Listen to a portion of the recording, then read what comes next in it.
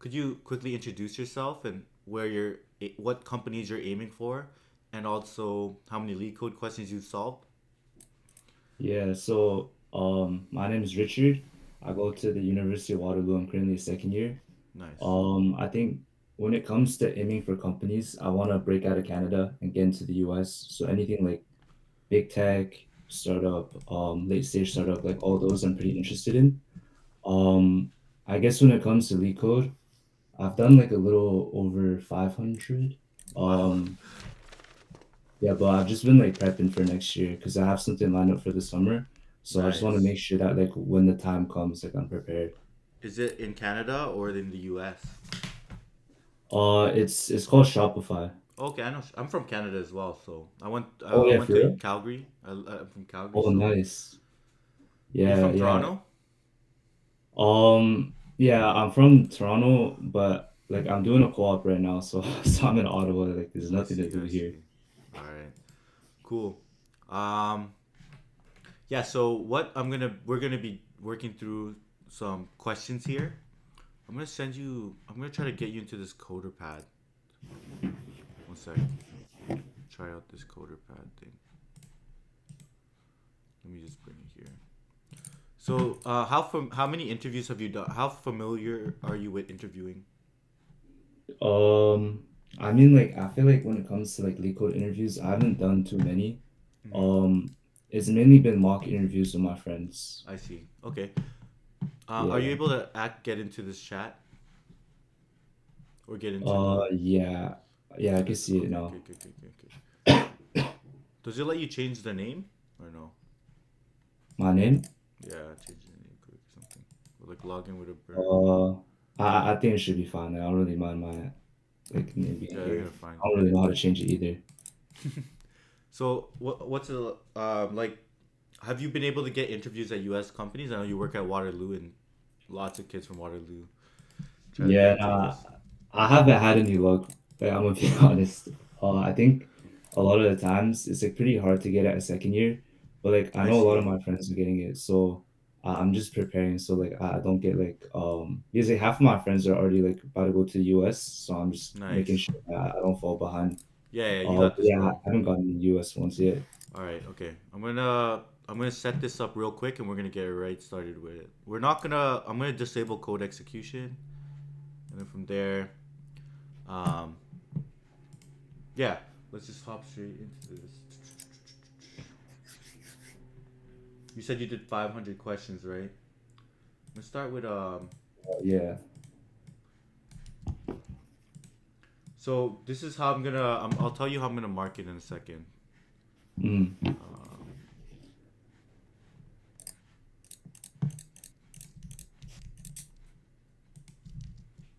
so I'm pretty much yeah. I'm gonna ask you two questions. You're gonna have 20 minutes to solve around 25 minutes to solve each question.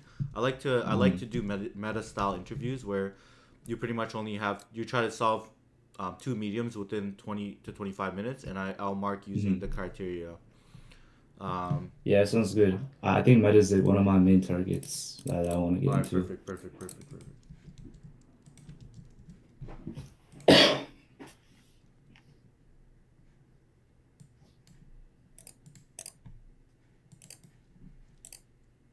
I'm gonna drop this question in, and then you're gonna have 20 minutes to solve it. Oh yeah, for sure. A string can be abbreviated by replacing any number of non-adjacent, non-empty strings with their lengths. The lengths should not have leading zeros. For example, a string such as substitution could be abbreviated as, but not limited to, S10N. So you have 10 letters in between the S and the N. You have SUB, four letters between the U and four letters between there. 12, so every letter gets substituted. SU, three letters in between I, etc., etc. The following are not valid abbreviations. So replace substrings are adjacent, so you can't have five or two substrings next to each other abbreviated as numbers. Can't have any leading zeros. You can't have any empty substrings. Given a string word and an abbreviation ABBR, return whether the string matches the given abbreviation. So a substring is a continuous non-empty sequence of characters within a string. And here we have an example. So I guess like without looking at the output yet, um, we'll have the word and we'll have its abbreviation. So I assume what's happening here is that we have our I and then we have 12, and that kind of replaces the 12 letters right after this I. So if we count 1, 2, 3, 1, 2, 3, 1, 2, 3, 1, 2, 3, and then we are over here. So I'll just put a little break. And then now we're at this I, we're at this Z, and then we go 1, 2, 3, 4, and then we're at the end. So this should output true, which you can see right here. Sure. Yeah. And this one does not work because it's missing the L. So when you do A to E, you're doing APP and you miss the L and you have the E, so it's a false. Okay. So the constraints we have, our word is maximum 20 letters. That makes it pretty brute forceable. Our abbreviation length is at most going to be 10. An abbreviation consists of all lowercase, so that's important. English letters and digits. All the integers will fit in a 32-bit integer. Okay, yeah, I think the approach that first comes to mind is a two-pointer approach. Sure. So pretty much like what we're gonna do is that we're gonna track abbreviation and word with a pointer each. And then I think the main challenge of this question is somehow parsing out the numbers which represent like the substrings that we're skipping past. Mm-hmm. So ideally, like when we come across a number, we want to move our abbreviation pointer to the end of that number, and then I guess like yeah, because the number can't be like over 20 because of the constraints. Like we don't really have to worry about any like crazy long numbers. Um and then yeah, pretty much like after say you parse out a number, what you want to do is that you just want to skip that many places in the word pointer. Sure. And then once it's done, you want to make sure that everything matches properly. Okay. Yeah, so yeah, does that approach make sense? Yeah, I think that solution works. Okay, yeah, perfect. Go ahead and code Is that. there sorry? Yeah, go ahead and write the code. Okay, yeah. No function signature, right? Let's see. How would you structure it? Yeah, so I guess like if I were to follow the leak code, I would just go like valid abbreviation, Mm-hmm.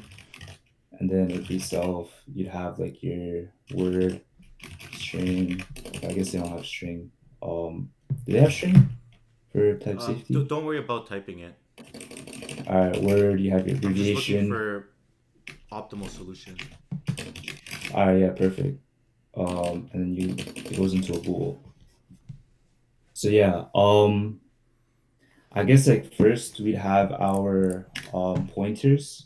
So I know like a lot of these coding interviews care about really good naming. So I guess we'll have like a BBR pointer, Mm-hmm. and we'll also initialize our word pointer. Sure. Yeah. So pretty much the idea here is we want to compare the letters, word and ABBR, the abbreviation, using their pointers. If at any point they're different, then we can instantly exit out the function, return false. If at any point they're the same, we can continue until it reaches the end. Uh huh. And the case where we do have a number, then we want to continue moving word pointer forward until we no longer have a number to kind of um, parse out the number that we have to skip across for our word, right? So I guess like what we could do is we can use a while loop. I feel like a while loop really works with what we want to do here. Um, yeah, so while and I'll just have a variable for the length of the word, and maybe let's do like I think we'll need to have it for both. So I'll have like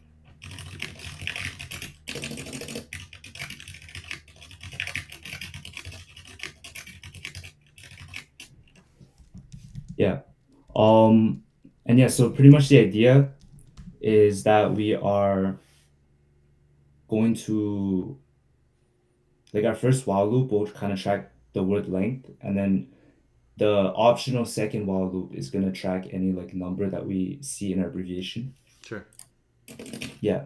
So while word pointer is less than length of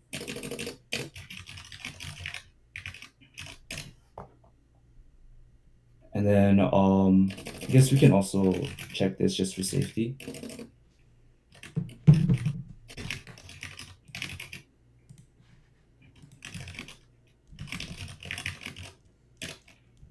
And if we see that it's a number, so I believe like Python has built-in checkers for characters. So we have like is alpha and is digit. So we're just gonna check if ABBR of ABB pointer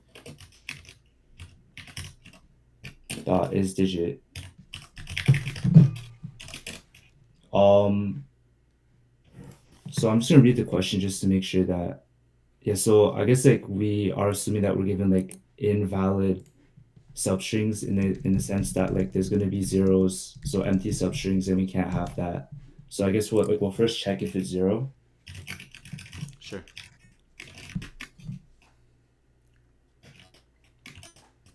Return false. And then what we're gonna do is that we're gonna extract our number. And in this case, we're gonna keep track of our number as 0. We're gonna loop until ABBR pointer, or like our while condition is while it's like while that ABBR pointer is within bounds, and it's also a number, so it's currently tracking a number. So while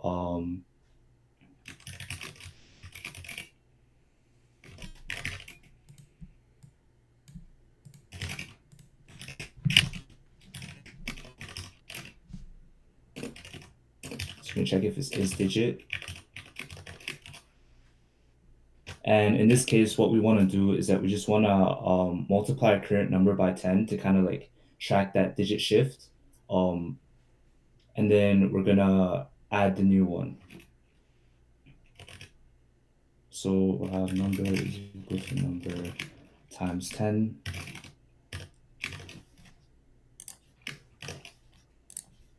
And then we're going to add our current pointer, I believe.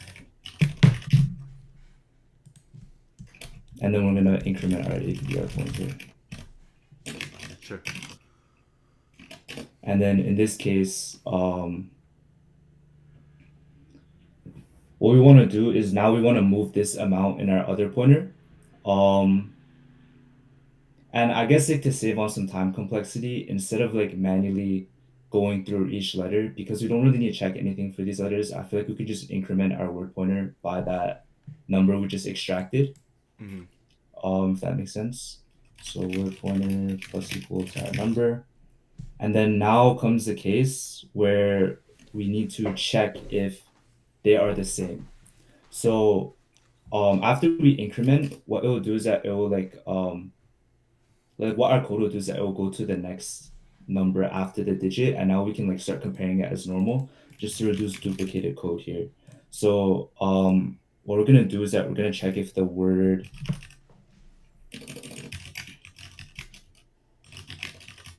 does not equal to ABBR of ABBR pointer. This is like instantly one case where it's gonna be false, right? Or I guess like if we had some edge case where like our abbreviation maybe has like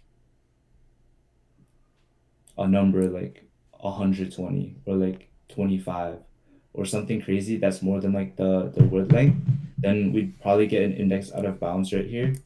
So I think it's probably smart to first check if we're within bounds.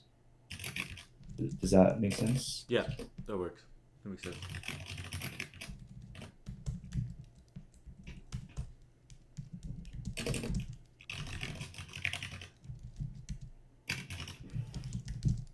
And then otherwise, we can just increment both pointers. Sorry, I'm used to using I and J. I don't really use these long.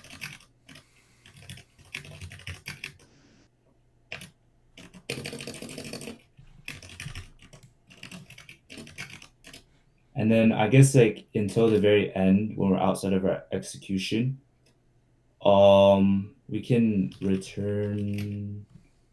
Okay, let's think. I think there's like some edge cases when you look at here. What edge case? Yeah, so I think like immediately like I was thinking like okay, return true because like everything executes properly, but there could be an edge case where like we get to the end, but our word pointer doesn't reach the end of the like we could have like A B B B E, and then maybe we have something like A to B. Like this would exit out without any issues, but we don't really encapsulate this last E. So we just want to make sure that both of our pointers like reach the end of their respective arrays. Is that or like strings? So I guess like even if we had like um A to B B E, yeah, I feel like that's the same thing, like where abbreviation doesn't reach to the end of its string. So pretty much the edge case, not really an edge case, but just to kind of make sure that we're capturing the right answer, we want to make sure that every string matches the substrings. We want to make sure that each letters match, and we also want to make sure that by the end of this entire loop, we want to make sure we get to like the end of both strings. So we can easily do that just by checking if word pointer is equal to our word length and abbreviation pointer.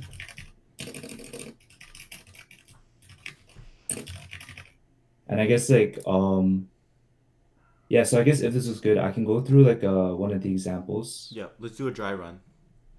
Oh yeah, perfect. Let's do the first example. Uh yeah, so pretty much we're gonna start with our word length and abbreviation length. This is a long word, I can't lie. It's a So we long. have five. Drop a like smaller example. Like Okay, yeah, we can do like this one. like craft your own small one. Oh yeah, yeah, sure. So we can honestly go over the one that I had earlier, if that's good with you.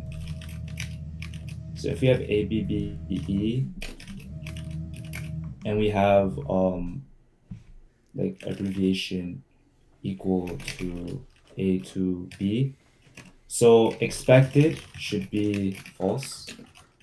Does that make sense? Because it doesn't get the E at the end. So if we run through our execution, we can see our word length starts at 5 and our abbreviation length starts at 3. So we instantly get into this execution where this condition is true trivially because our abbreviation and our word are both less than the length. So now we're checking if the abbreviation is digit at 0. So the first letter is not a digit, it's A. So we get to this part of the execution where now we want to check, do the words match and is the word pointer within bounds? So we already know that the word pointer is like within bounds, so this is false. And we can see that they're both equal as well, A. So this part does not get executed, and what we would end up doing is that we would increment like our word and abbreviation pointer. Mm-hmm. So now like I guess for easier dry run tracking, we can just say like word pointer points to our B, ABBR pointer points to our 2. We see that it's a digit, so we get to this execution area where we see that it's not 0. We want to extract a number. Number is currently 0. We're pointing at a digit, and our pointer is within bounds, so we have numbers equal to 0 times 10 plus 2. Mm-hmm. Or I guess like I should convert this to an integer. I think that's one thing I forgot to do. Or else we will just be trying to add a string to a 0, which wouldn't work. Sure. Yeah.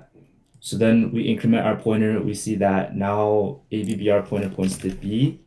And then say, okay, this is not a digit. Our number is just 2. We increment our word pointer by 2 more. So we're here originally. We go to the end, which is still pointing at B, but not like this B.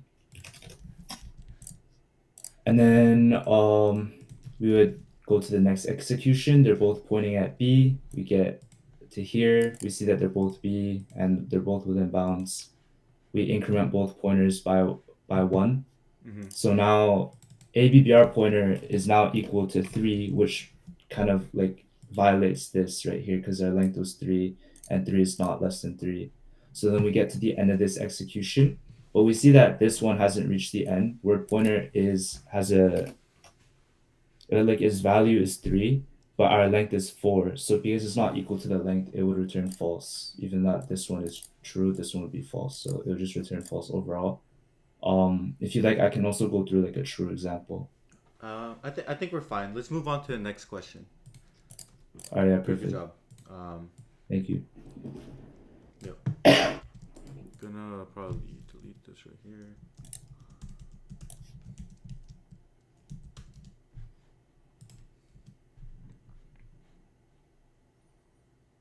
So this is the next question.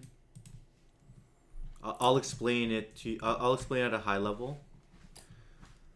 So essentially, what we're doing is we're given a zero indexed array of positive integers. Mhm. Wait, let's see. Wait, is this the right question right now? Wait, let me read over it quickly. Yeah.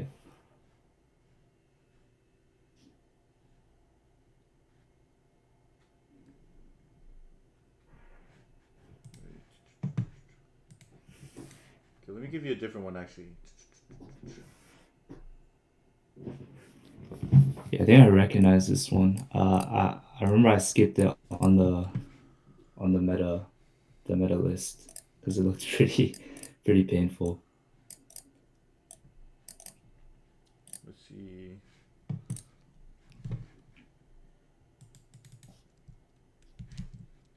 Yeah, on the coder pad, some of the questions are harder to to look at.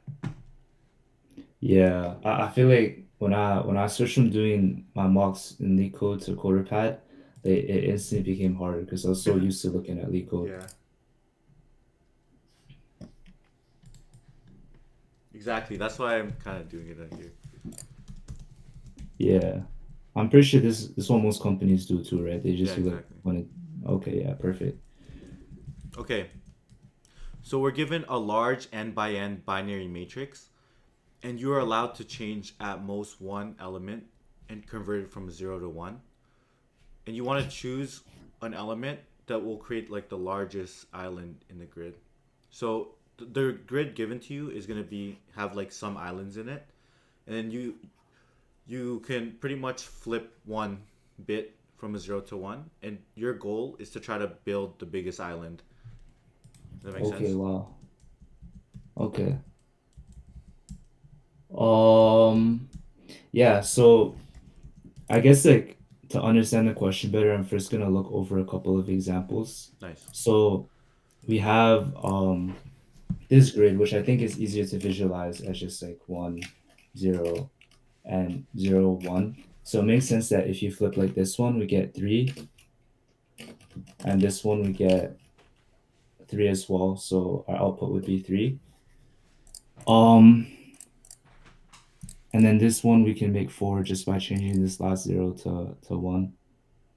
And then this one is already 4, so you can't change anything. So I don't think I don't think these examples really do anything for us. So I'll create like I guess like a better example that Sure. might, yeah. So let's just say like we have something looking like this.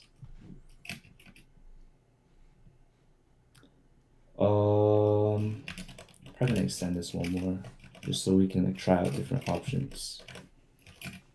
Yeah, so okay. Guess like we'll do what the hell? Actually, yeah, I feel like no matter which 0 we choose, we can kind of get that. So notice how this island up here has a length of 6. Yep. Um or like a size of 6 as soon as a size of 2. If we connect this 0, then it would be 2 plus 6 plus 1, so it will give us 9. However, if we just add it here, then it would only add 1 to this existing one, so 7. And this one is the same one as like the one we talked about earlier, it will give us 9 because it connects these two. So I think my first approach would probably be like it seems like a union find question where we have to connect like disjoint sets, but in this case our sets are looking like islands. Mm-hmm. And pretty much I think the hardest thing that we have to do is somehow know like if we're looking at each zero, like how do we know what the size of the island above, to the left, to the bottom, to the right is? And I think like the way that we can do that is that we can do some sort of hashing to make all one lookup, because obviously it's not ideal to like do brute force. So brute force would be to check every single zero, and then for every single zero we would look up, left, down, right, and then count every single island. I think that's like super time intensive. We're doing a lot of repeated island calculations. So I think it's good to hash each island somehow. And the way that we can do this is that like if we were to traditionally look for the number of like or the size of each island, what we can do is that we can like go up, down, left, right at a 1, flip to a 0, and then eventually store your count through some sort of BFS or DFS. But because like we have unique islands, I think what we can do is that we can flip it to like an ID. So flip it to like 1, 2, 3, 4, and then by the end of our execution, we can store this ID to its size. And that's actually really convenient for us, right? Because when we're searching through the zeros, if we look up and then we see like let's say we ID this island as like a 2, 2, 2, 2, 2, and then we store this 2 as like a hash. So we hash 2 to the size of 6, and we have 1 stored to 2. I think like what we can instantly do is that we can go like, okay, above me is the island 2, we can add 6, to the right is the island 1, we can add 2, and then we can add myself. So that way we can like very quickly access the size of islands. Does that make sense? Okay. Yep. So I think like this is not actually a traditional union find approach. I know like we don't really have to like have parents, I believe, or um have any like helper function to find parents, no like unions. We're just like kind of going through islands one by one and then hashing it. So I guess like if we were to do a function signature, let's just go connect islands self. Do we have anything other than our grid? Yeah, so we just have a grid, which is a matrix of strings, or okay, yeah, there's no strings here, so it'll just be an int. Yeah, so let's just first, is it a square grid? N by n, yeah. Yeah, so let's just first declare n as the length of the grid, and then let's also have our ID. I don't know if this is a keyword. I don't think it will matter, right? We'll have our ID start at 1. We'll have a helper to get size of island.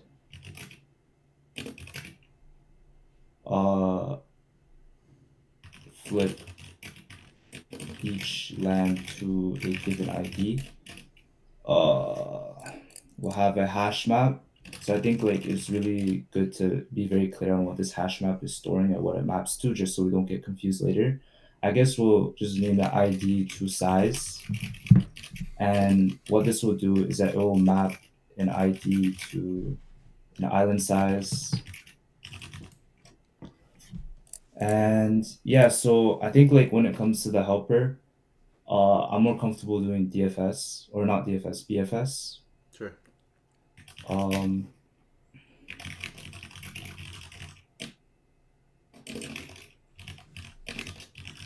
but I think traditionally it's done with DFS. I'm not sure. Um, yeah, so we're gonna be given an IJ, and we're gonna be given a ID. So what we're gonna do is that we're gonna have our count is equal to 0. So this is just counting the size of our island. I guess a more fitting name would be like area. I So guess we would are you start gonna do it. two passes? Like, are you gonna first capture all the sides of the different islands and then try to flip them, or do it all in one pass?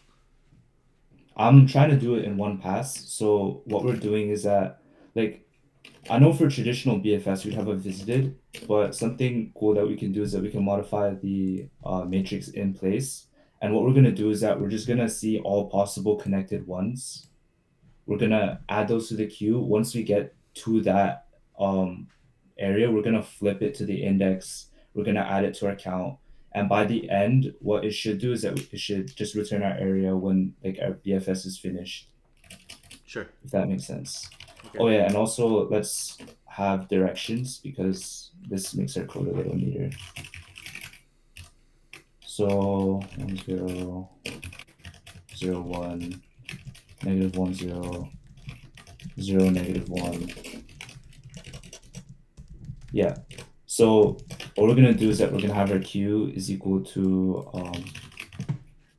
a double inner queue, and I think in CoderPad I always have to import these. So we're gonna do q dot append. We want an I, J. And that's all we need. We don't need, because we're not doing like DFS. We don't really need to like pass any dist or like area. So just kind of following the framework for like a normal BFS. What we're gonna do is that we're gonna do our cur CI CJ. So this represents our current I and our current J is equal to q dot pop left. What we're gonna do is that we're gonna flip our grid of CI CJ is equal to our ID. So this is kind of like almost tracking our visited. And then we're also going to increment our area. Now for DI, DJ, so this is for each direction we can move in directions. We're going to have our new I and our new J is equal to CI plus DI. And then we'll have CJ plus DJ. And then here, what we're going to do is that we're going to have to check, okay, first, is it within bounds? So if 0, 9, n, and 0, nj, n, and we want to make sure that grid of ni and nj. So first we're checking is it within bounds. Second, we're checking if it's equal to a 1. So this means that, okay, this is a adjacently connected section that we haven't explored yet. What we're going Keep to do explaining. I'll is be that we're right just back. Just going, grabbing water. Just keep explaining oh it. yeah, no worries. Yeah, no worries. Yeah, so what we're going to do here is that we're going to append to our queue. So we're going to append our new I and our new J. And then by the end of this execution, what it should have done is that it should have flipped all the IDs or flipped all the adjacent ones of this island that we're exploring to the IDs and also return the area, right? So by the end of this execution, I think we can just return area. And I think that's good for this BFS part of it. Yeah, so let's see. Now what we need to do is that we need to get all the areas, map it to an ID, and once we kind of do this one, like we pass through it once, maybe like to speed up so we don't have to go through and check all the zeros another time, we can like store our zeros maybe in like a list or um a set of tuples.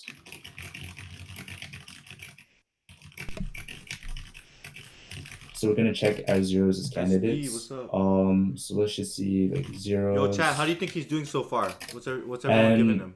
pretty much what we're gonna do now is that we're gonna go for I in range n, for j in range n. So what this should do is that it should loop through all of our possible coordinates.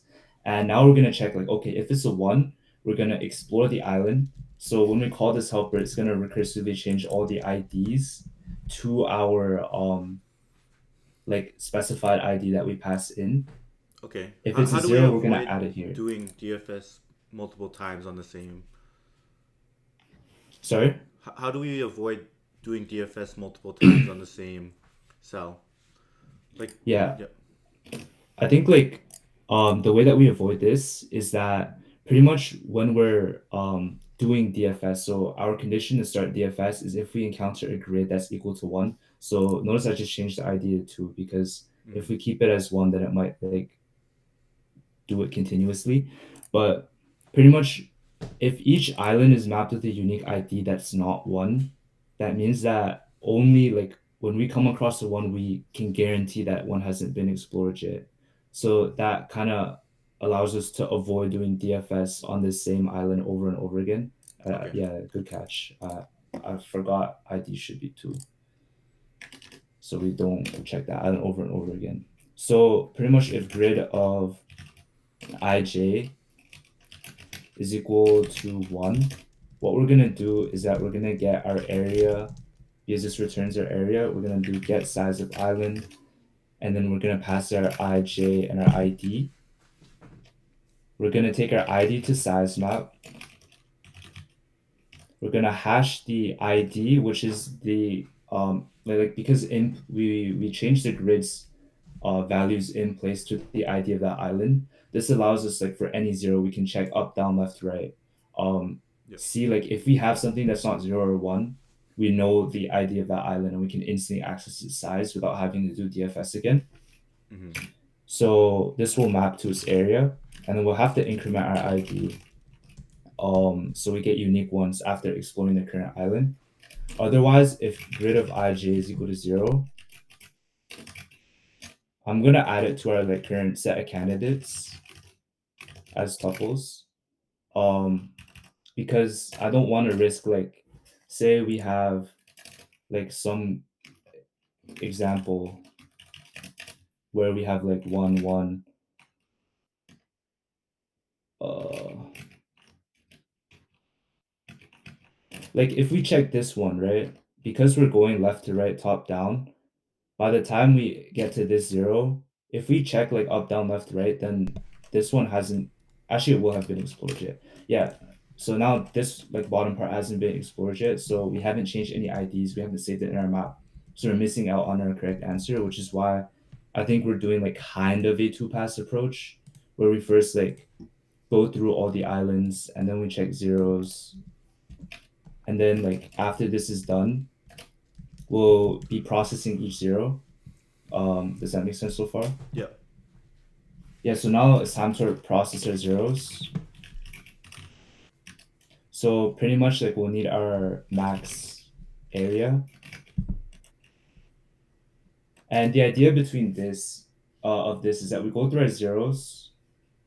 We go through all of our directions, so up, down, left, right.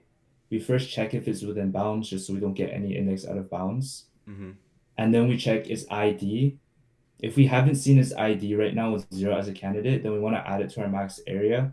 Otherwise, we just continue looping through directions. And then by the end, like we will check our current area against our max area, if that makes sense. Yep.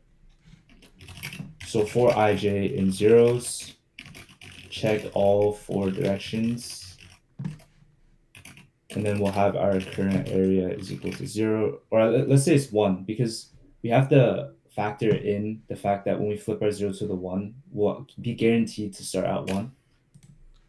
If for time check, we have 5 minutes of coding left, so let's make sure to, yeah, Okay, yeah. All right, yeah, for sure. do a good pace. So DI, DJ in directions, we're going to check and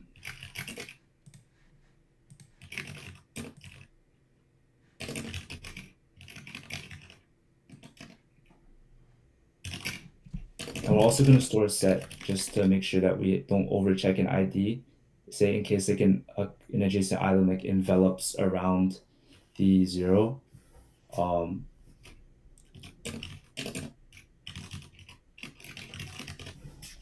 We're just gonna use the hash set to store our IDs. If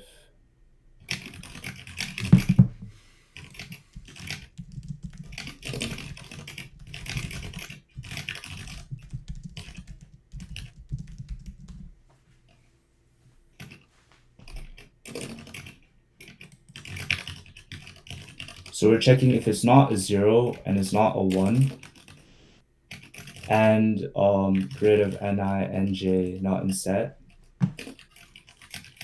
So not in our scene set. So this is just checking like, do we have a unique island? Current area,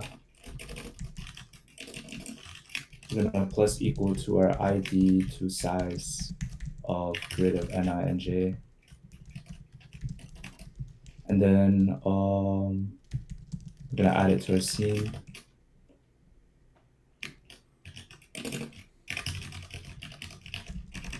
And then at the very end, after this executes, we're gonna compare it against our max area. So at the very end, we can return max area. Are there any edge cases that I need to think about? So if we have an entirely empty grid, we won't check any islands, right? And then we just flip our 1 over. So our max would end up being 1. We can run it like with a very trivial example, like right here. Mm-hmm.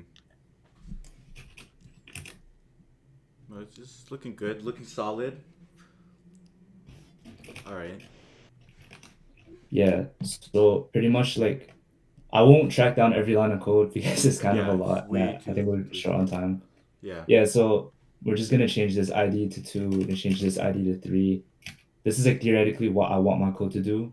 I'm pretty sure it does that, like, I hope. Yep. And then we'll have 2 mapped to an area of 1. So this is just in our hash. Yep. We'll have 2 mapped to our area of 1. We'll have 3 mapped to an area of 1. We'll have these 2 zeros as our candidates. Mm-hmm. So we'll have this is 0, 1, and we'll have that one as 1, 0. Mm-hmm. We'll check like up, down, left, right?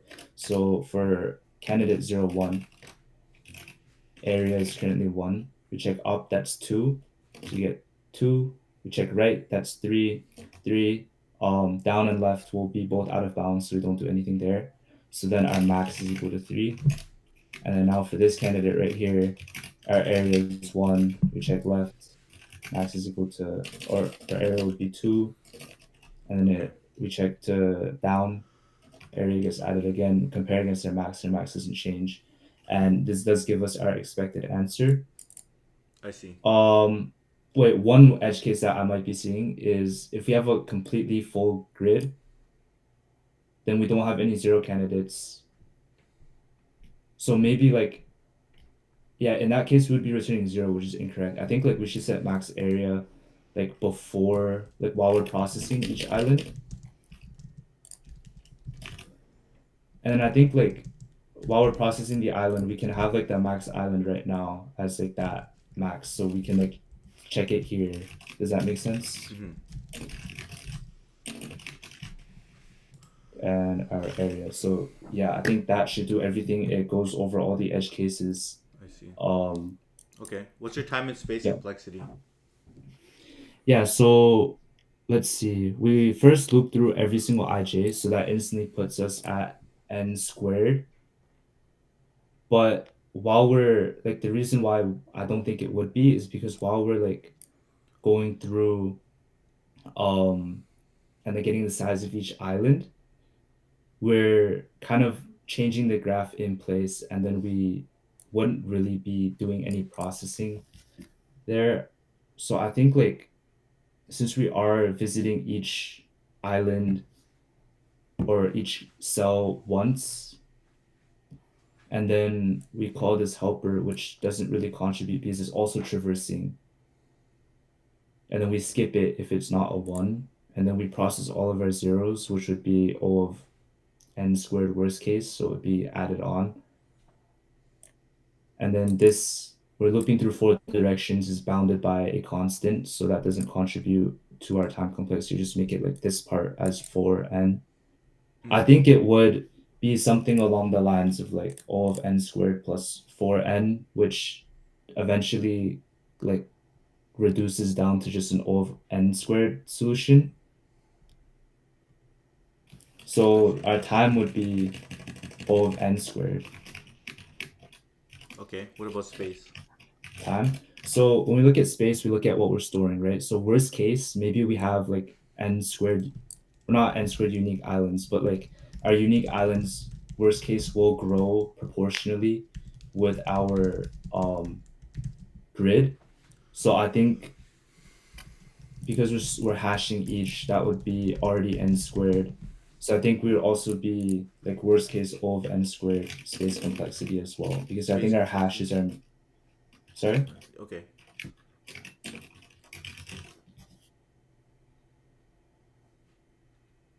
see.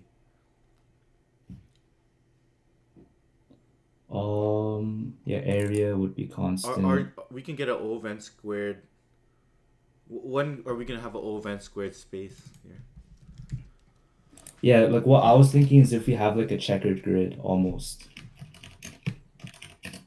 So we have like 0, 1, 0, 1, and we have like 1, 0, 1, 0, 0, 1, 0, 1, 1, 0, 1, 0.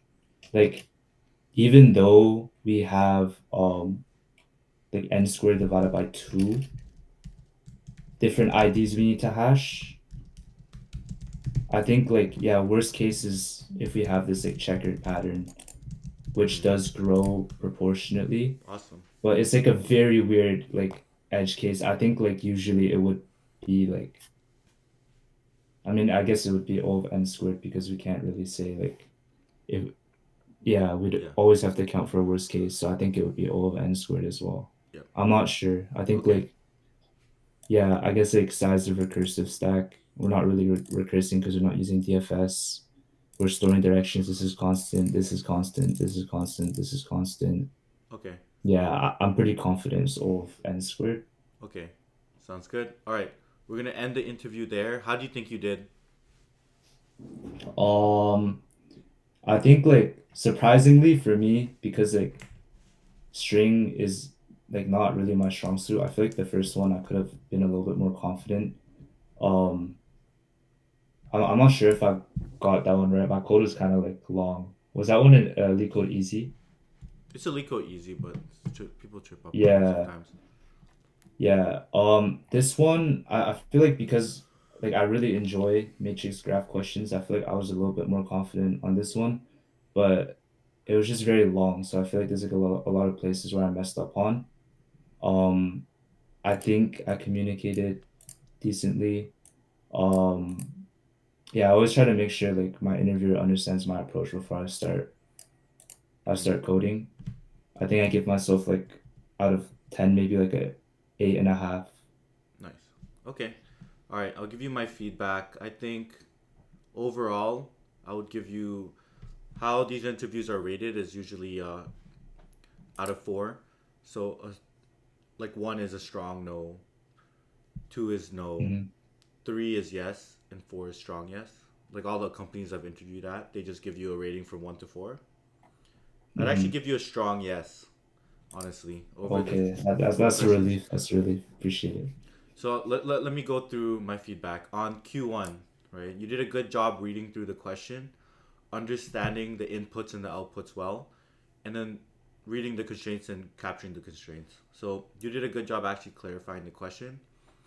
You walked through your approaches, and it sounded before even writing code. You walked through the approaches, and it seemed like you knew exactly the solution.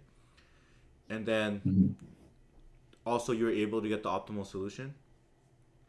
And then afterwards, not only did you kind of propose your solution, the code that you wrote reflected the same solution you wrote. Sometimes people will say one thing then implement another, but you were able to do that. And I think Hmm. that would just be a yes, but I think your autonomy, being able to lead the whole conversation and walk me through how you would solve the question, would push you over to a strong yes, and also your clean code and everything like that. I think that would Hmm. have pushed you to a strong yes on the first question. For the second Okay. question, yeah, I think the second question, similar kind of stuff. You ask good questions. You're able to read the input and outputs well. Your code was really clean. You discussed the multiple approaches, and I could understand that you're going the right direction. You're walking me through your thought process really well. You like there were some edge cases that you missed, but you were able to catch some of them. Not really marking for like we're not really running the code, so I just want to get a sense of your Hmm. thought process, and you explained that well. Good Python skills, good clean code. Yeah, and again, good autonomy and being able to catch the edge cases. That's why I'd give you a strong yes on the interview and move you on to like the next round. Perfect. Appreciate it, bro. Yeah, good luck Um, on more of the stuff. Do you have any questions for me on like yeah? yeah, I guess like yeah, how's the YouTube going? I remember you recently hit 10K. I thought that was pretty sick because I was watching you like when you were like under a K. Oh, really? Nice. That's Yeah, crazy. yeah. I think it's going good. Like, just keep dropping content. People really like these interview style questions, and I'm just trying to get as many people from different backgrounds and different schools Mm. just to get a sense of where people are at.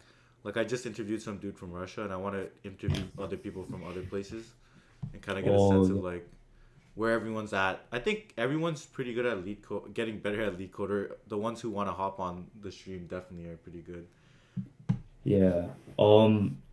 I guess like another question I have is like, All right. Hey everyone, so today we got Alpha, and I have some better questions. Hopefully, we can have him struggle a little bit through these. So, what language are you going to be using? Oh, let's do Python this time. I'm too tired for the Java. Let's see. Probably rusty on Python, so it'll be good. Yeah, you can never forget the best programming language on earth. Yeah, I No, mean, I'm just kidding. at this point, it's basically just like writing a prompt and feeding it into cursors. Basically, Python, right? Close enough. Side questions. Dude, we should try that. Like, you find some crazy hard stuff, we try to feed it into the LLM and see if we can get Yo, use there the there AI there assistant. is some hard ones. Have you seen Advent of Code?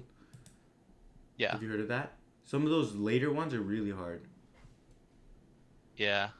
I think I did last year. I did the first half, and then they had some stupid one with some tree thing, and I was like, okay, what is this even testing? And then I just like quit. But yeah, I think I did the first half, and it Nice. definitely started getting challenging. Yeah. All So right. So we're given an integer n. Return the number of structurally unique BSTs, which has exactly n nodes of unique values from 1 to n. all right. Okay, so just to define structurally unique, let's see. So I guess we can. Where's the drawing thing in here again? Do they even have it? All I see is the AI. Oh, there it is. Okay, so structurally unique just means they're the same shape or something. Like, uh, yeah, is that correct? Same structurally unique. Yeah. Can you pronounce it? Yeah, I can't pronounce it. All Let's go like this. right. So Like, that's structurally unique. yeah. So these two are structurally unique, but if I had it in like this If you had way. 1, 2, 3, and 3, basically go back. Oh yeah. Okay. Okay. So are those structurally unique, or are they This the is not same? structurally unique. They're exact same, right? But like this is Got it. structurally unique. Okay. Right. I think I gotta zoom out or something. Okay. Got it. Yeah. This right here is structurally unique.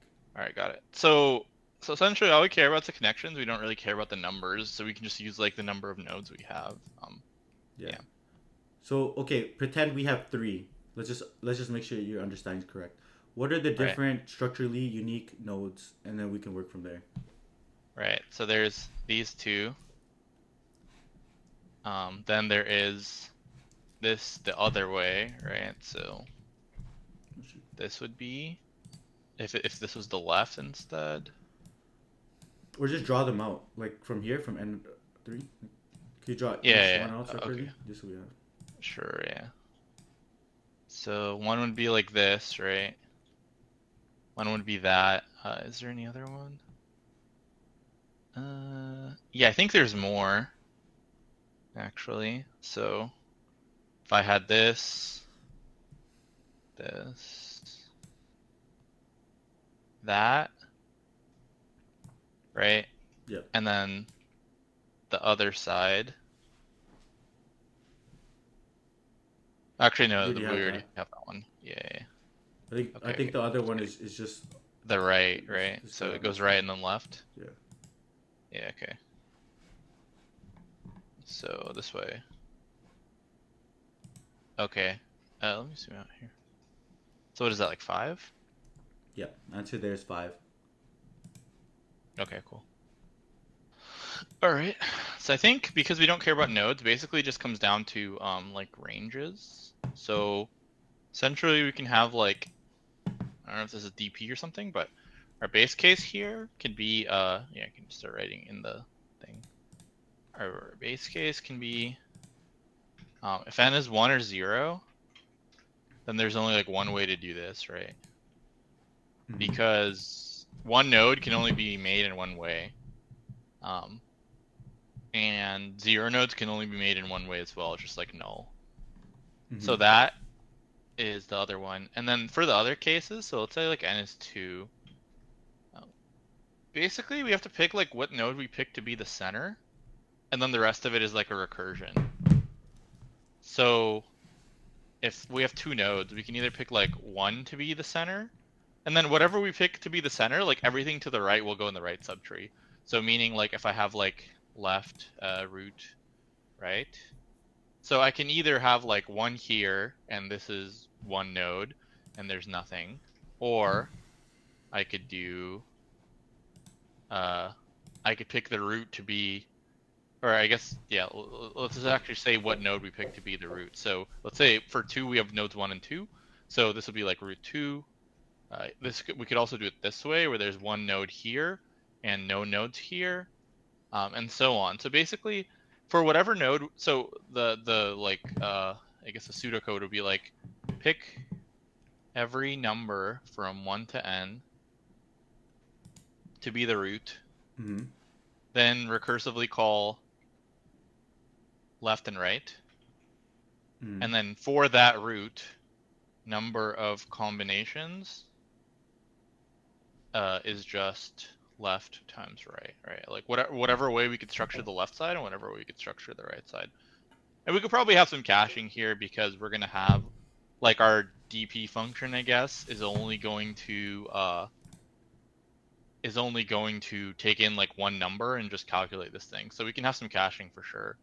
So I think we can just do like a top-down DP with a cache, where we essentially break this down. And yeah, our base case, like when we Just know, one.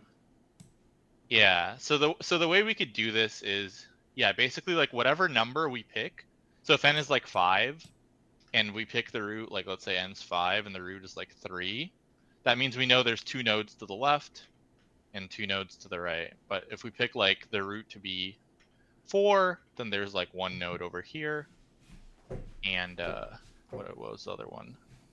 3 nodes over here, and so basically just like our top-down DP recursion, and we just sum it all up and return that thing. Does that make sense? So every number, pick one to the left, or pick a number and then figure out how many nodes are into the left and nodes into the right, Exactly. Yeah. and pretty much. Okay, when we get down to like the bottom of the tree, we're gonna be saying the bottom of the recursion. We're just returning like 1. Yeah. If we have 1 node, it's 1. If we have no nodes, it's 1, because there's only one way to do that. And then everything else is just a recursion. Let's see. Will that work for like a simple, like try it for 3? For 3. Sure. So for 3, so our thing for 3 will be, so we pick 1 as the root. So left is 0, so there's only one way to do that. Right has 2 nodes. So for 2 nodes, that's also a recursion. So for 2 nodes, we have to calculate what that is. So right is like n equals 2. So for n equals 2, I think thinking about it, there's 2 ways to do that, right? Yeah, there's 2 ways to do that. So here, there's 2 ways here. Because essentially, you can make a node with a left or a node with a right. So there's 2 ways to do that. So in this case, with 1 as the root, there's 2 combinations. Then we pick 2 as the root. So if we pick 2 as the root, there's 1 node But to do the we left. cache this? We cache this, or it goes Yeah, all we the way down? cache. Yeah, we just cache them all. So You that say way it's like right n times. always has 2. No, I mean like we're gonna have the same calls a bunch. Like if we have like 10 nodes, like as we go down, we're gonna have the same numbers we're gonna call.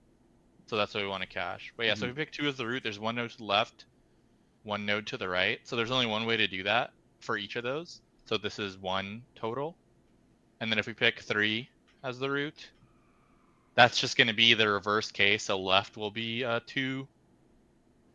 And wait, did it? Oh, actually, here this is 0, right? If we pick 1 as the root, there's nothing to the left. So this is just the reverse case of the same. So there's 2 here as well. And then 2, 2, 1 is 5. Is that what we had in the picture? I think. Okay, yeah. So if we pick root, if we pick 1 as the root, and then the left is 0 and the right is 2. Okay. Mm-hmm. Yeah, I mean, we could show the recursive Yeah, case for n try it equals out. 2, but for... Try it out. Okay, yeah, cool. Okay, so let's see. So def, we can call this like count trees or something. N. Okay, so we just need a DP function. What the heck? Autocomplete. Don't do it. No. Stop. Enter. Okay. I think this is from here. Okay, and you can definitely do this bottom up as well. But yeah, we'll just do it this way. Okay, so Pn.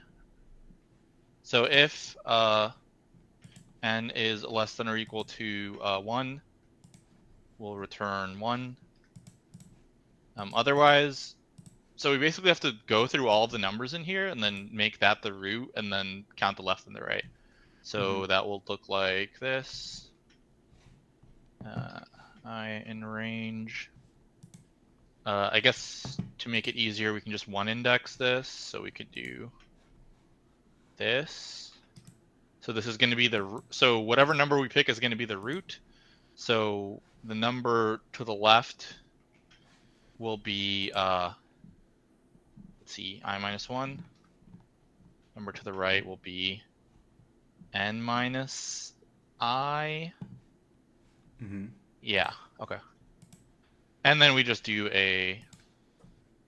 actually, so this is a little bit wrong. So this is dp, right, of that. dp of that, dp of this.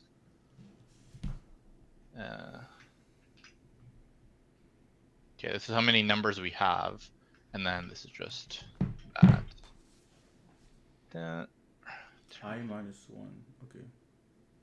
Yeah, so like if we have 5 nodes and we pick 1 to be the root, then there's 0 on the left. If we pick 2 to be the root, there's 1 on the left. Yep. And then the other one should be correct as well. So like if we have 5 nodes and we pick node 5, there's none on the right. If we pick node 4, there's 1. Okay, so basically we just do that. And then we just return dp of whatever that thing is. Yeah, and I think this should work. Can I test it? Yeah, let me see. Okay. I'll test it. Okay, sure. Actually, let me just send you an invite. Oh, to that thing? Okay, sure.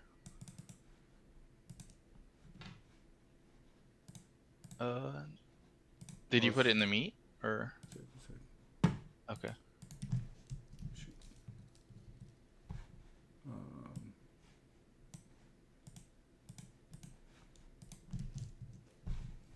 Okay, cool.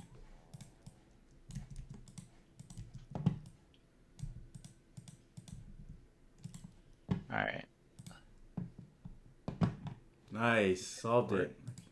Okay, nice. Okay, we'll move on to the next question. Definitely refreshing to do Python because it's just like, wow, I just wrote like 5 lines and it worked. It's nice. Yeah. Okay, we're gonna do a fun one. Fun for you or fun for me? Fun because it's more realistic kind of thing. Okay. Damn, 10 minutes on that question? Holy crap, I thought that would take you longer. Yeah, I'm giving myself more room to fail, you know? So there are n people in a social group labeled from 0 to n minus 1.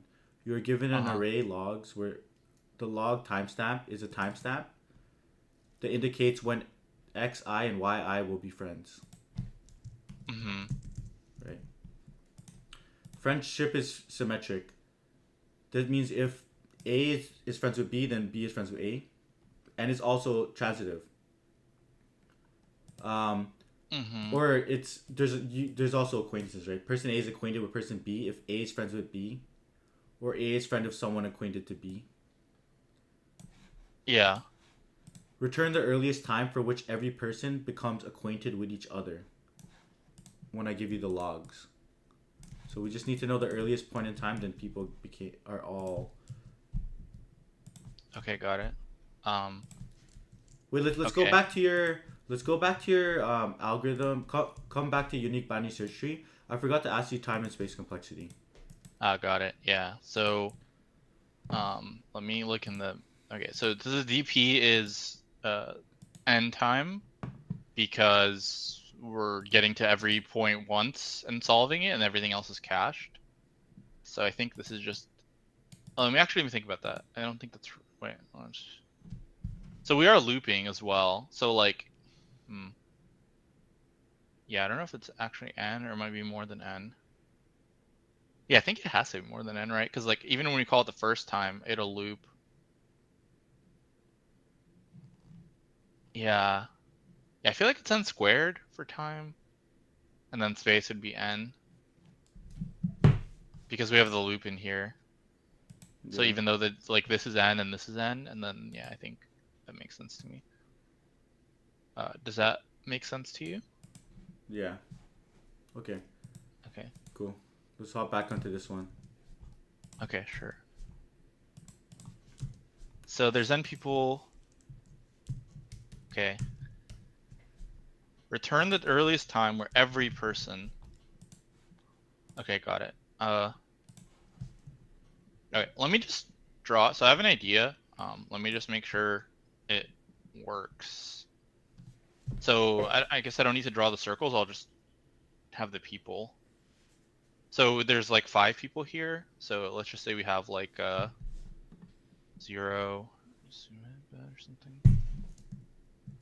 Can I do that? You don't like to do like just freeform? Oh, the circles? I mean, yeah, I Or could draw just the like... circles. Oh, yeah, I don't know. Like you like to use these like things like this. The built-ins. Or, yeah. I'm trying to use the hotkeys because I'm using this thing for a lot of stuff and a lot of like everyone uses this now. I think it's like the standard. I think learning the hotkeys might be worth Yeah. something. I don't know. Okay, so we have like 6 things here. So let me just zoom out a bit too. It's also kind of annoying when it's like in a platform because then I can't full screen. Like normally I just have it full screen. Mm-hmm. Okay, something like that. Okay, I just spread these out. I'm curious if this works. Not 100% sure. Okay, so let's say we have these people now. So this is like what 0 to 5. So 0, 1, 2. Not very. Okay, sure. Okay, so in this example, are these logs in order always? No. Okay, Or so- in time? Yeah, in time. Oh, okay. Oh, you're saying is it sorted by time? Yeah. think. Let me check. Yeah, all the values in the timestamp are unique. All the pairs. If they're not, we definitely want to sort by time. I don't think it's sorted by time. It doesn't say. Wait, let's see. Okay. In your example, are they? Yeah, I think so. Okay, Let's so just first assume thing. they are first, and then I Yeah, think that's yeah. a very. I mean, all we need to do is sort. Yeah. So there's not much there. Okay, so my idea here is use union find, and basically we can just try to connect them, and then when everything's connected, then we return that time. I just want to make sure this works. So with union find, pretty simple. First, everything is its own component. So we have 6 components to start off. And then every time we were able to make a successful connection, that means that these groups weren't connected before. And so that basically connects 2 components into one. And then when there's only 1 component left, then it's successful. So let me just make sure that works. And if there's like an edge case. So we can say we connect this in the beginning. And so now there's 5 components and this would work. Let me see here. Can I just write bigger? 5. Fine. Okay, yeah. Yeah, I guess. Okay, yeah. so then we connect 3 and 4. That also works, so now there's 4. 2 and 3 also works, so now there's 3. But 1 every and time 5 we connect also... one, we reduce by 1. Yeah. But with union find, if you connect and things are already connected, not directly, but in some way, it doesn't count, which is kind of what we need here. So like, if I have like lower down, if I have like 1 connected to 2, connected to 3, and I try to do this, this will say invalid, which is what we want because they were already connected. Because we just need to care as long as they're acquainted, right? We don't care about like directly connected, right? So I think union find is kind of like perfect for this. So yeah, so where was I? 1 and 5. Yeah, so 1 and 5. So we reduce another 1. Yeah, so now we have 2 things left. 2 and 4. So 2 and 4 are already connected, so this will be rejected. Yeah, so if it went like 0 that, and 3. we wouldn't reduce the edge count. Exactly. Yeah, union find only connects when they're in separate components. So this How will would you just know they're in separate return components? false. Like what in the algorithm is going to tell you? So in union find, everything in a component has a shared parent. Mm-hmm. So let's say for this, the shared parent is like 4. When you try to connect 2 points, you get the shared parent, and if it's the same, you just don't do anything. So like this would return 4, this would return 4, and yeah, you just wouldn't do anything. Makes so sense. for 0, 3, that would also be connected, and then yeah. So now that we were able to make n-1 connections successfully, then we're done. We don't even need to keep track of how many components we have. We can just, like, if we know how many people we have, we can just try to make n-1 successful unions, and then that would always reduce it down to 1. In which case, yeah, so that would be that. Sure. Yeah. That would be that, and then we just reduce whatever time that was. Which in this is that the answer there, the 20190 something, like on line 14. Yeah. Is that the answer for that one? Yeah. Answer. Okay, and then as far as not being connected, so if we try to run all the connections and we never get n-1 successful unions, then we can just return -1. Okay. So yeah, the step would be like sort in timestamp and then do that. And yeah, I think that's pretty easy to code and pretty easy to do. So I'm gonna go with that if that works for you. Sure. Okay. All right, so union find. Yeah. And I coded this a bunch, so I can do it pretty quickly, hopefully. Last time you were like, you didn't do it in a while. So usually what I do with this is, and I think that works for me, is like maybe a third of the time I get this problem, I code it myself, and then the other times I just paste a template because I don't want to have to write it. But it takes like 5 minutes. So union find has a roots and a ranks, and ranks just means like the depth of the component, and so everything is just 1. And roots is like what's that root of the component that I talked about, the top level parent. And here it's just let's see, I for I and range n. So everything is its own root in the beginning. And then find. So find recursively finds the parent, and then it makes it so the connections are as short as possible. So if self roots x does not equal x, then self roots x equals self find. Yeah. Let me think about this. Yeah, I think it's like this. And then we just return self roots x. Hopefully I'm not too rusty with Python syntax. Okay, so the union xy. So basically for the union, first we call find to get the top level parent. So x equals self find x, find y. So if they're the same, we could just return a Boolean value to let us know if we connected. So if x is y, that means they're in the same component. So we don't need to do anything. We can just return false and say this failed. Otherwise, the way this works is you basically connect the smaller component to the bigger one because that makes the paths shorter. So if self ranks x is less than self ranks y, then you make y the top level parent. X equals y. Return then else ranks. Or I guess yeah, it was fine. So self ranks x is bigger. Then you make it the other way. And if there's a tie, you just pick one, and then you increase the rank of that one. So we can just say make it x self roots y equals x and self ranks x. Okay, and we just return true, meaning this was successful. Mm-hmm. Right. So that's that. And then we can just run our problem now. So this can be like find earliest. Yeah, I guess in Python probably want to use camel. So I think classes are still Pascal case. Yeah, so find earliest time. So this will be like logs. So first we want to sort the logs. Then we want to, are we actually given, by the way? Yeah, I guess. So we're given logs, but do we know how many people we have total here? Are we given that in the input? Yeah, it's given n. We're given n. Okay, cool. That's a parameter. Nice. Okay, great. So n is 0 to n minus 1, right? Yeah. Like okay.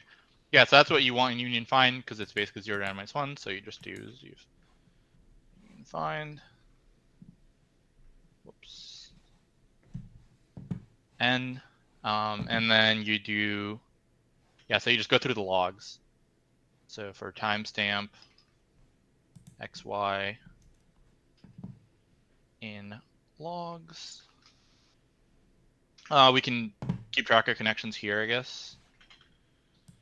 So we can do a connect. So we can do if union find union. If this was successful, that means we have another connection. And if the connections equals n minus 1, that means everything's connected. So we just return timestamp. Timestamp. Otherwise, if we never get it, then we just return -1 here.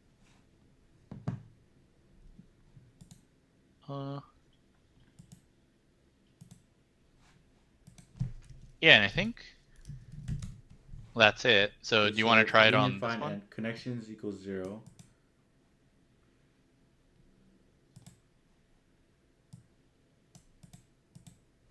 Yeah, so union find prevents cycles, and it basically turns everything into a tree. And so in a tree with n nodes, you have n minus 1 edges. So if you have n minus 1 edges, that means everything's fully connected. Okay, let me grab the question. Where is this question? Okay. Let's run it on some of those cases. Okay, yeah, sure. So we can say print find earliest time. Let's take this logs here and do it. Logs n. Okay, let's see if we get an error.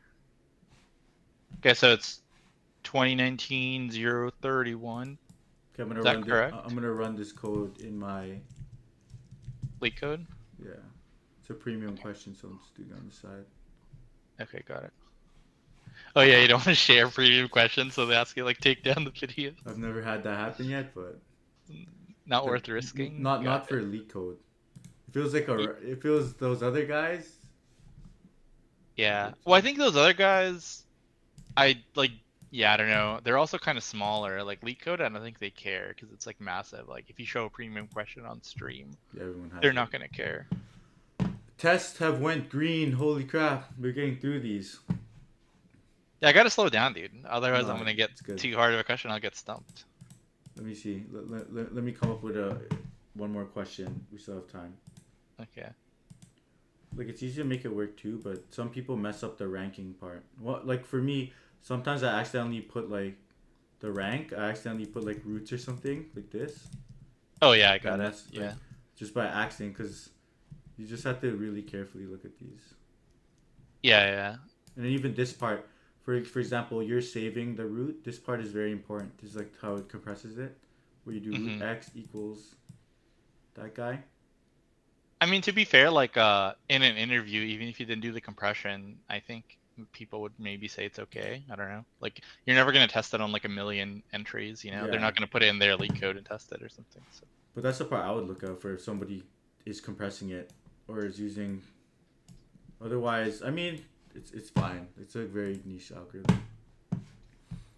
Yeah, I think the compression makes everything run in like O1 amortized, which is like the benefit there. So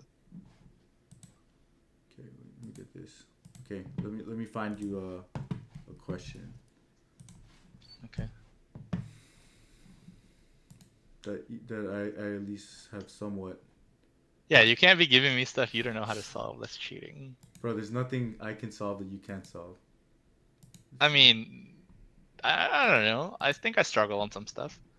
Like that emails one was like not super, especially when you said like, I think the way I struggle for something is if I say like I'm gonna do it this way and you're like, yeah, I know you can do it this way, but like try this other weird way that you would never do it, then I think that makes it harder for sure. Yeah, only reason I said it that time was because you said that you wanted to look up union find. So I was like, I don't know if we want to look up. Oh yeah. Anything. No, I don't think I needed to. But now you have it at the back of your finger. Yeah. All right. Video's going.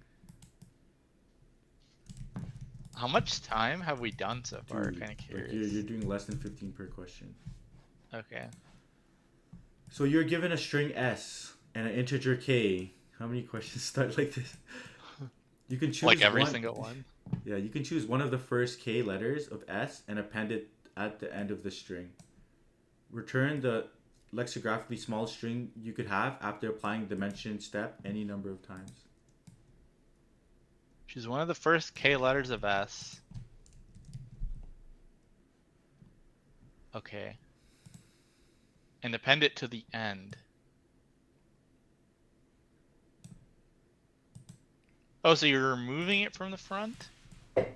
Well, K is 1, right? So the range is you could only, if K is here, you can only take anything from the first K, which is you could pretty much only take the first character and move it to the end. So you get C, and then you throw B to the back. Oh, I see. Okay.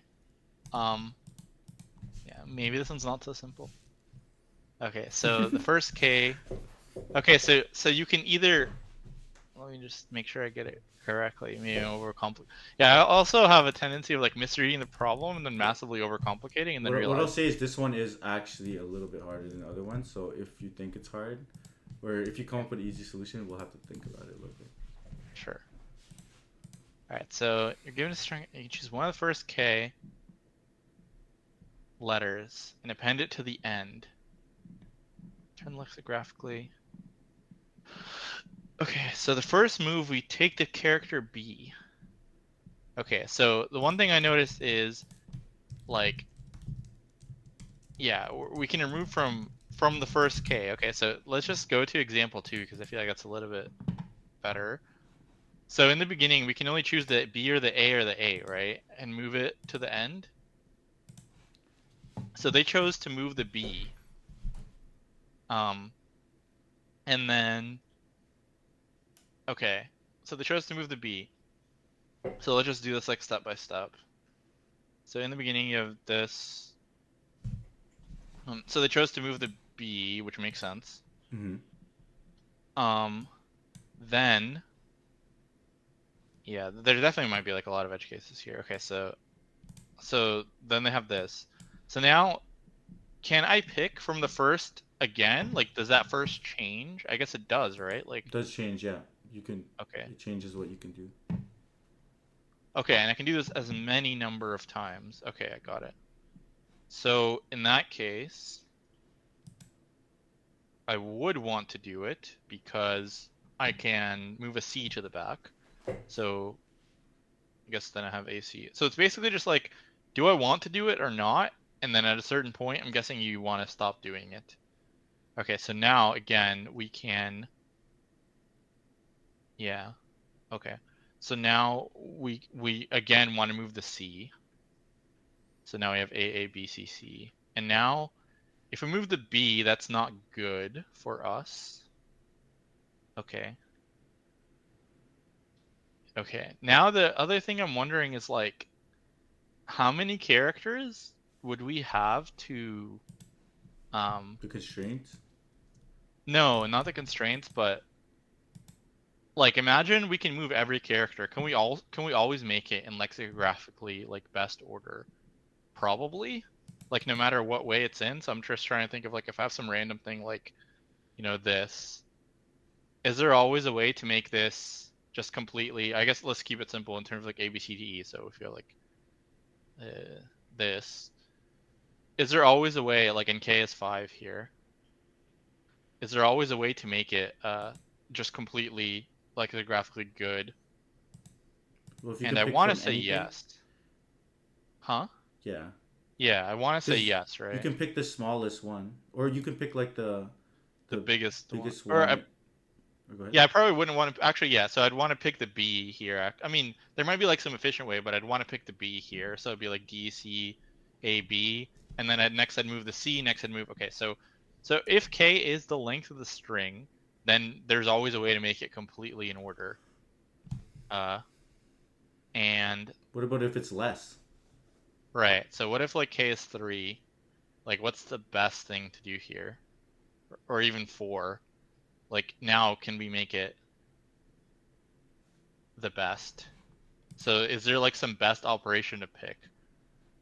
So we definitely would want to take a character and move it to the back, but what's the best one to pick? I'm thinking. So, like, would we want to move the B this time? Or that something else? Like, I think moving the B actually, like, if we move the B, because ideally we want to get ABC that. So if we do this, then we can then take the C, and then we can take the D, and so on. Yeah. So here, so like for example, 4 is still small enough to make this whole thing like completely in order. Okay. What if we had 3, or like, yeah, what if we had 3? So then we like, would taking the B still be good? Think so. Yeah, because yeah. So in that case, we'd still do the same thing. What if we had 2?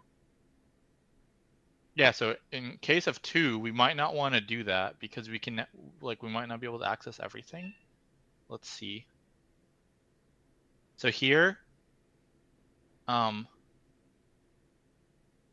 if we have 2, like which one do we pick? Do we pick the B or the D? So let's say we pick the B. So then we get D, E, C, A, B.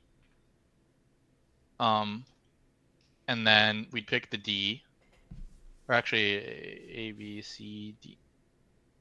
Yeah, so then we pick the D, I think. So this would be go here. Then we pick the E. Yeah, and I don't think we can make it completely in order now, right? Unless I missed something. Like there's no way. I don't think. What would you choose here, C or A? Yeah, so then I'd pick the C. And I Okay. think this is the best we What would you can choose make. here? Then you just wouldn't choose anything. Or go back. Go back. Yeah. What if you just chose A? Okay, so if I chose A, then we get C, B, D, E, A, which would be worse, right? What if you chose B? Oh, we can't because K is only 2. You could choose B right there. B is the second element there. Or no, choose B next. No, in this next one. Oh, choose B next? Oh, I see. Okay, so C, D, E, A, B. Oh yeah, so we are able to actually get it completely in order again. Huh. So that's what I was thinking. Like, is it always just like, if K is 2 or more, we can always get it like the best? Like, can we turn any string and make it completely sorted? That might be like a trick question, I guess. Like It what's looks the like this one we actually can. this one we Or go ahead. can? Like what? How would you? Okay, what would we do now? Like how are we gonna get this in the order? Yeah, so we can move the C next. So that would give us and that would be kind of simple if there's like a trick where you can always make it in order. If, yeah, so this would be like this. and then we'd move the A, B, C, D next, and then the E, right? So it would be, yeah, A, B, C. We'd move the D next, and then we'd move the E, and then we'd get it in complete order. Mhm. So I don't know if that's the case. Like, can we turn any string into the right thing by just What doing would be this a enough times? counterexample? Right. So I guess that comes down to the problem is like, is there a counterexample where we can't do this? So let's say KS2 again. And if we can prove that there is no counterexample, then the answer is always just a sorted string.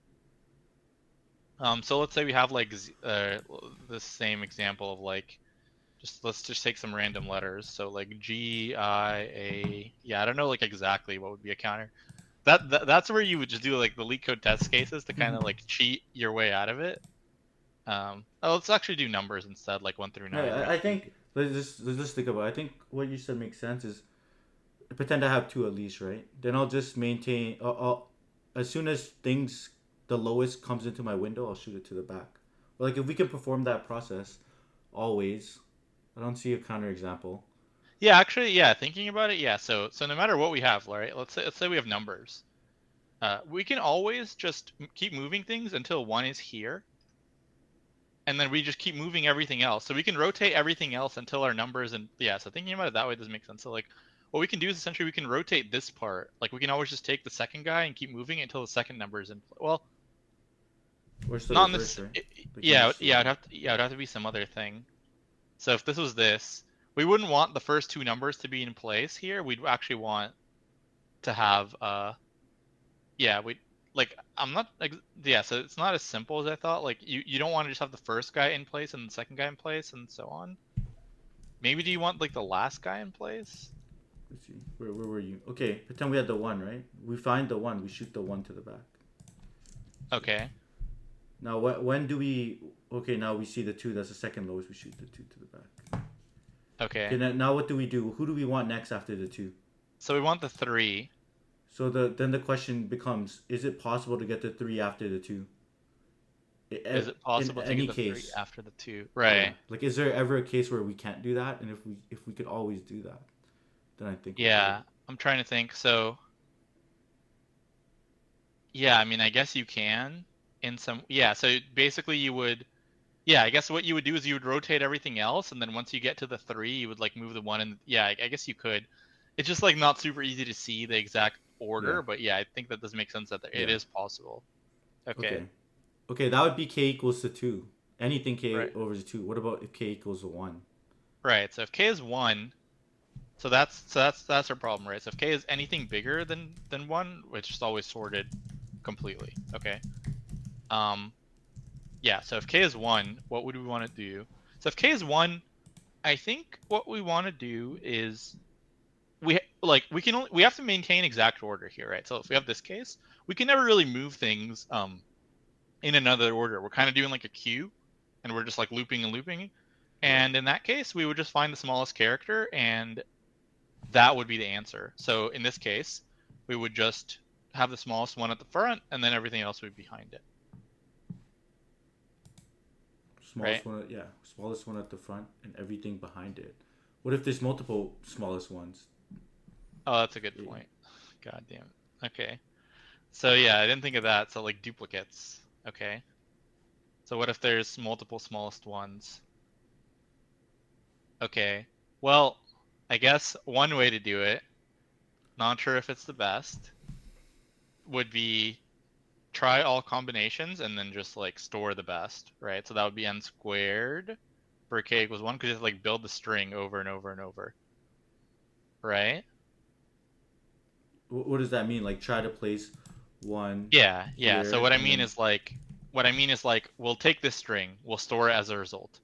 Then we'll move the 9 and then we'll just do a string compare on this to our other one. And we'll store the best. Then we'll move the 8 and we'll just do this over and over and over and then we'll just keep doing string compares. So essentially we're just kind of like looping. We loop n times to get like every combination and we just take the smallest one. So for every single one we have to like build a new string and we have to do a string compare. let's So work on a that simple example. This one's getting too large. sure. So Okay, so yeah, basically go what ahead. we do here is we'd say like, this is our current best. Yeah. Okay. Now we are gonna move the B to the end, and we're gonna compare that to that. Is that better? This is better. So this is now our current best. And then we're gonna do it again. So, uh, so, oh, whoops. So CC ABA, is that better? No. So we're gonna keep the old one. CABAC, is that better? No. And then ABACC, is that better? Yes. So now So this is just our keep best. rotating. Yeah, so we just keep rotating and we just compare, and then after that we go back to original, so then we just stop. Yeah, so that's our answer. Essentially, we just keep rotating. There might be a way to better pick like the best thing in some more clever way, but definitely n squared would work. Are we looking for like better than n No, squared? n squared is fine here. Okay. That would be n Yeah. squared. Yeah, Yeah, because we're because rebuilding the string yeah, every time, right? So yeah, yeah. So do you want to go with that yeah. approach? Let's go with that approach. Okay. So def find smallest. Finally, a good one. Yeah, I feel like with this one is just kind of hard to realize that with k being more than like 2 or bigger. At least I was at like, yeah, maybe I need a little bit of guidance, but it was like at least I kind of went in the right direction, because I feel like if you don't think of that, then you're gonna get some really complicated stuff, right? Honestly, I didn't know the answer either, so I was just like, I didn't give you really guidance. I was more like, Fair. I was like, oh, that sounds like an Like interesting concept. that's Let's try like it. that one what I would honestly do in leak code is I'd just code that, because I'd be like, maybe there's a counterexample but I don't see it and it's kind of hard, uh and then if it gave me an error, I'd do something else. Yeah. So maybe it's not the best, but yeah. Okay, so we have s and k. Okay, so essentially we have to do so if k is greater than 1, oh, by the way, if k is, can k be 0? No, k can't be 0. Okay, so if k is greater than 1, then we do s equals s split. Or I think we just do list. Just do sorted, list, that, join. Okay. There's that. Now the other case is we're basically just comparing. So we're going to say res equals s. And then what we need to do is we need to yeah, just go through the entire like string and try to do joins and stuff. I guess that's fine. I don't think it matters too much like how you do it, because you're gonna have to use a substring and add them anyway. So we'll just, okay. So we'll say for I in range, think s. So essentially we'll say this is the, I'm trying to think of like how we'd want to do it. So if we have like this ABC thing, I mean, I guess we can always just make it a queue and just loop around as well. It might be easier. So yeah, we can just say like q equals dec, and then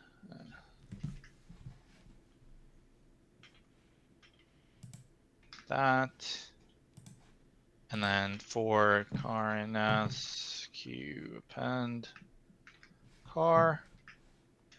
All right, and essentially we're just gonna loop through this like whatever for this in range length s. So we're gonna just take the first character and move it to the back. So q append q pop left. Okay, and then we'll say cur equals join q. And then if cur is less than result,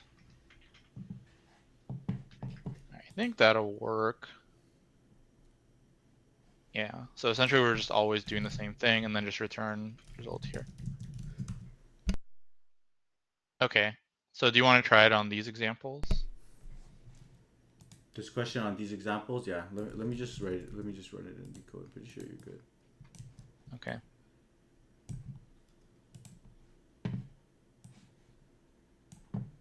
Submit.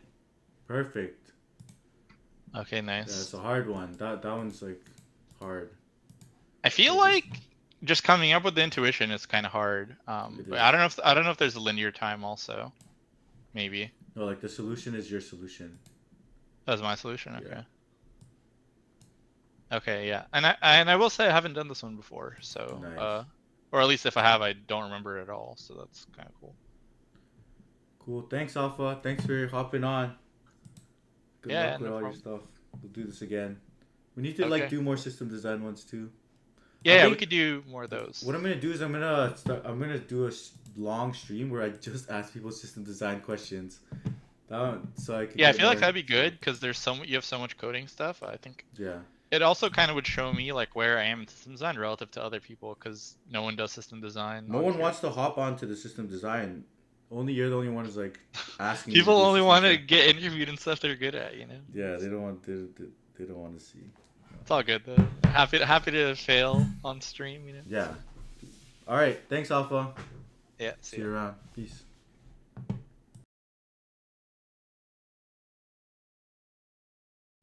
Hey everyone. Right. So today I got my friend Plasmatic again, and Plasmatic is a Grandmaster in Codeforces, and we're gonna simulate a coding interview. He's when do you graduate college again? Like next year. Nice. So yeah. July 2026, you're saying?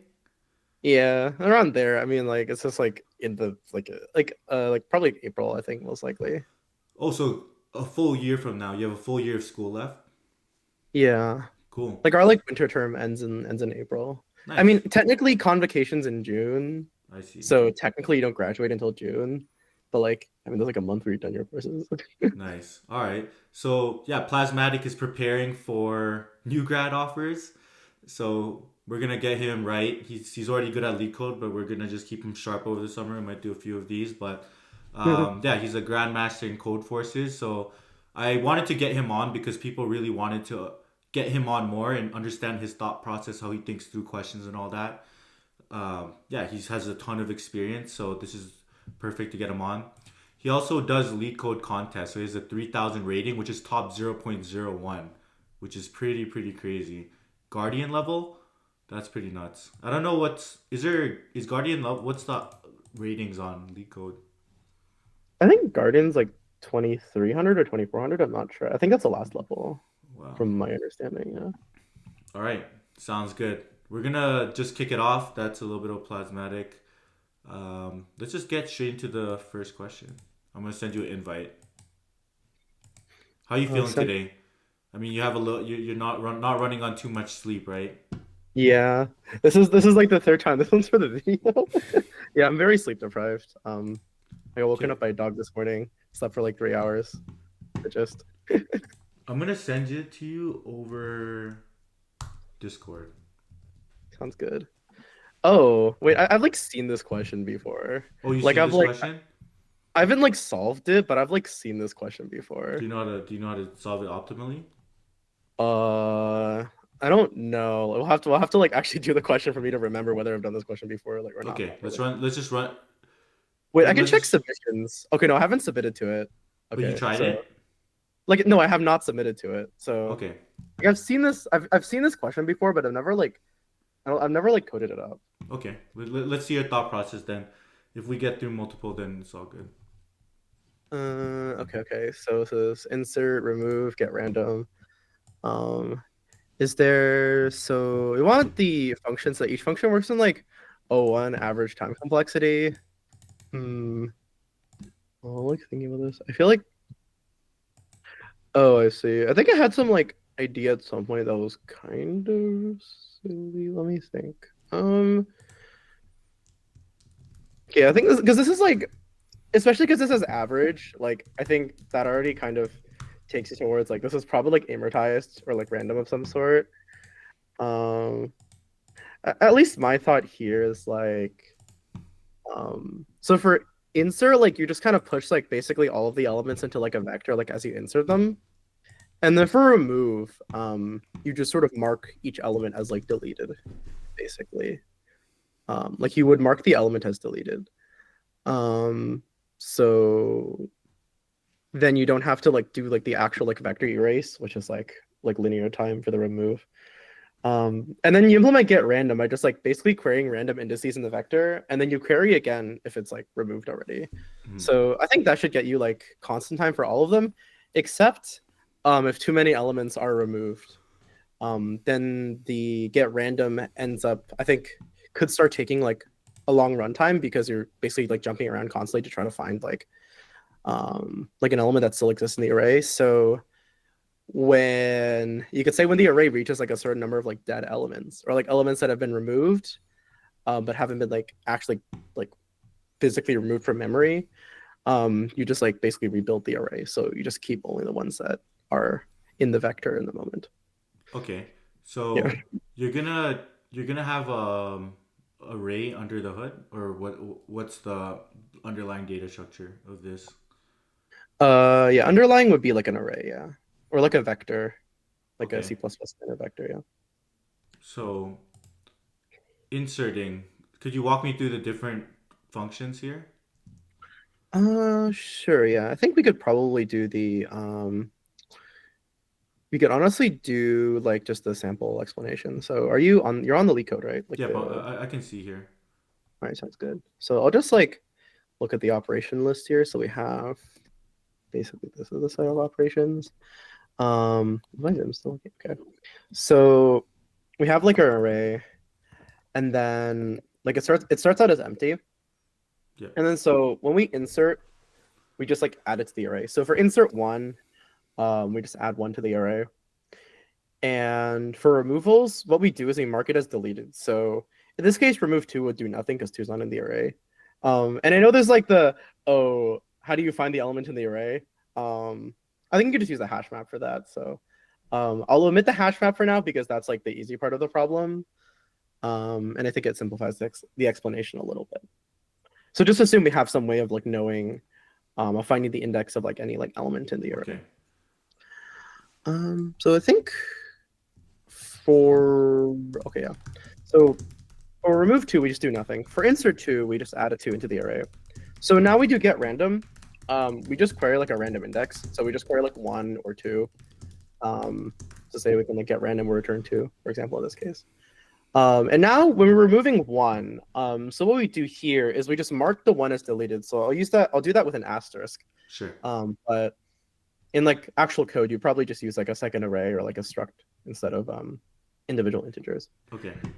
And then for insert two, we see that two is already in the set, so we don't add another element.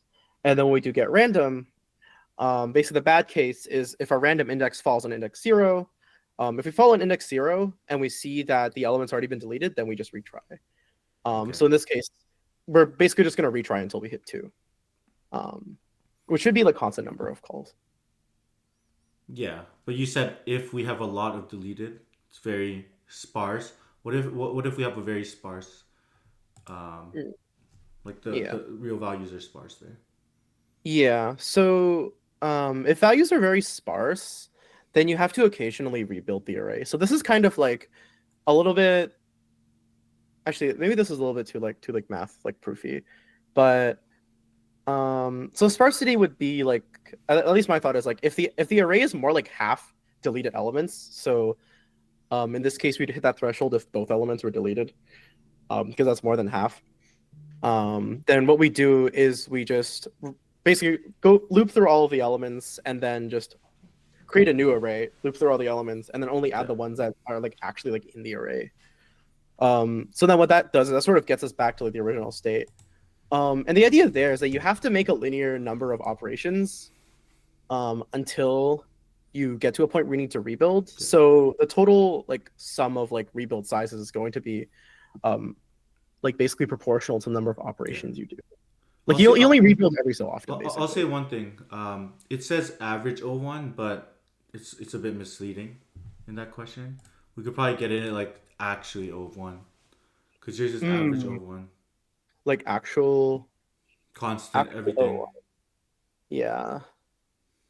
I mean, this is like a bit cheeky. I think technically, even if you don't rebuild, it is like technically O of 1 complexity, but I don't think that's what you want. Yeah, no, I want Yeah. something else because, um, yeah, right now, what's causing the bottleneck in here, right? What's your insert runtime and remove runtime?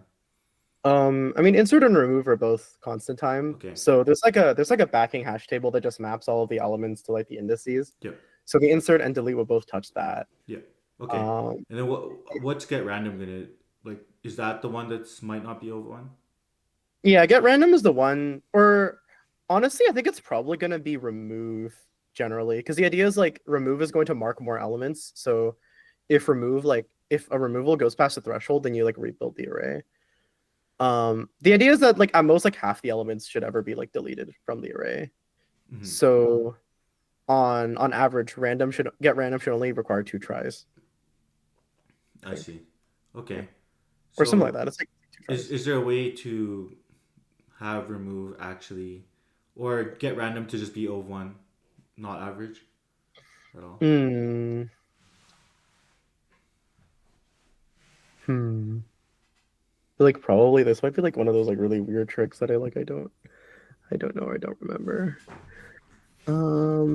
Yeah, like we want them to all be like constant, I'll just, like let me like walk through constant. an example quickly. We insert one, we Yeah. insert two, then so we have an array of 1 to 2. And then can you show me what the hash map looks like? Because I think it's important that as well, because Yeah. that's a key part of this question that you mentioned. Yeah, that's what I was thinking, because the hash map is the only data structure that lets us like sort of arbitrarily insert and remove elements in constant time. Yeah. So for insert, what we basically do here is that the hash map maps the value to the index. So it would map 1 to 0 and it would map 2 to 1. Yeah. And at least in the current sort of implementation, it's mainly just used for removals to like figure out which element we're trying to delete. Insert kind of just adds it to the end of the array. Okay. Let's insert 3 right here. Yeah. So for insert 3, we would just push 3 to the end, and then the 2, this becomes like 3 to 2. Okay. This is like, Yeah. okay, what happens when we remove? So we remove 2. We query the hash table here, so we see there's like 2 that like element 2 maps to 1. Yeah. So we mark 2 as deleted.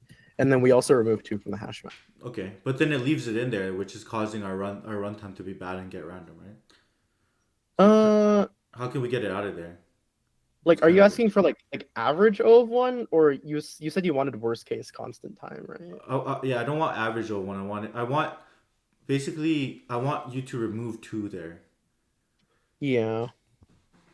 Right, because if we just let it grow, like I understand your theory of like pruning it from time to time, but Yeah. there's a way we can kind of prune it, right? Like as it happens. I mean, you could have like a linked list instead. But like the thing is that like you can't randomly index a random access like a linked list though, which is the problem. Yeah, that's the problem. Yeah. Maybe there's some like other kind of data structure that we could use to like sort of index into the array. Yeah, I've actually thought about like what the unamortized solution to this is. I mean, there are like ways to like de-amortize this, but like I think that's like kind of like I'm kind of like I feel like I'm like hitting things like with a hammer at that point. Like it's not really like a nice solution that's like easy to convey per se. Yeah, this one is like a slight little trick to get it out of there. So what's the problem if we just straight remove 2? What happens? If we straight remove 2, the issue is we have to shift all the elements back basically. It's so like, what operation on an array actually gets us O of 1 removal? I mean, usually pop back would get you like O of 1 removal. Yeah. Oh, you swap it to the back and then you pop it. Yeah. Like let's see. Like yeah. I guess you'd have to update the hash map as well, but that's fine. Right. So I guess that seems like the solution then in that case. Okay. Oh shit! No, okay, I did not mean to do that. My bad. Okay, let's walk through it then. Okay, we have 2, 3, right? And I remove 1. What would we do?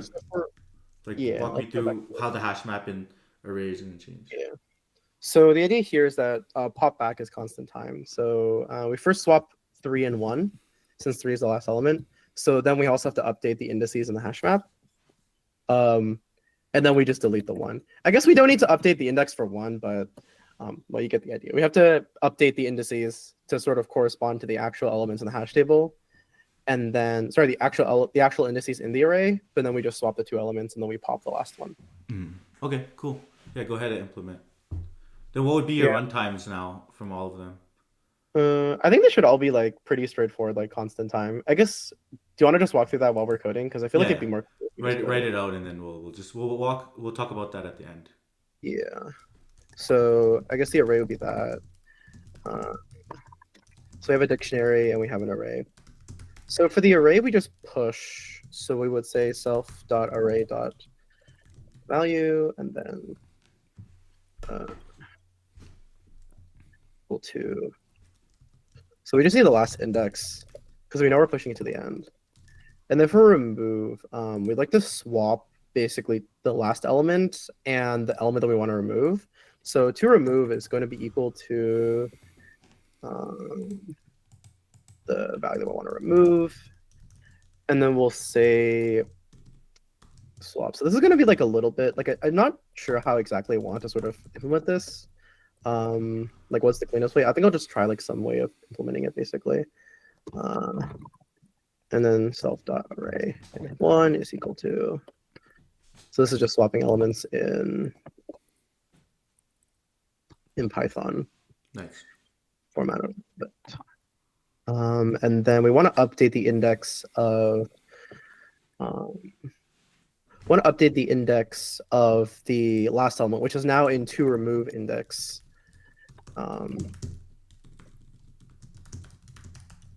And we also want to delete the element we want to remove. So, and then we finally just pop the array, last element. So wait, so this is without the bool checks. I guess I have to do the bool checks first as well. So so this is just in the true case.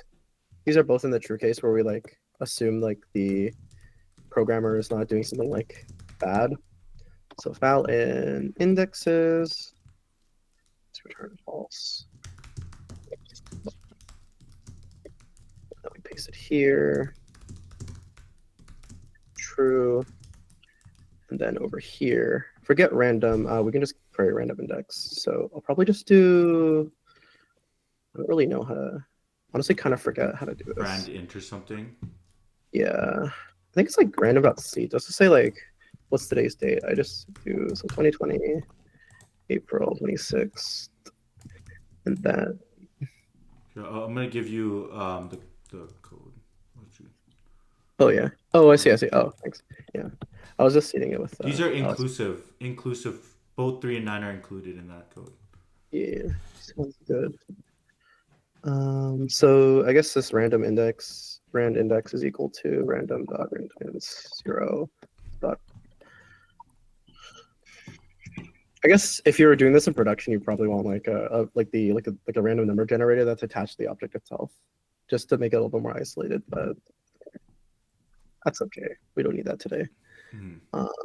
Yeah, I think this should be it. I think I kind of just like blitzed it. So okay, walk me through line by line. Sure. Okay. From the insert.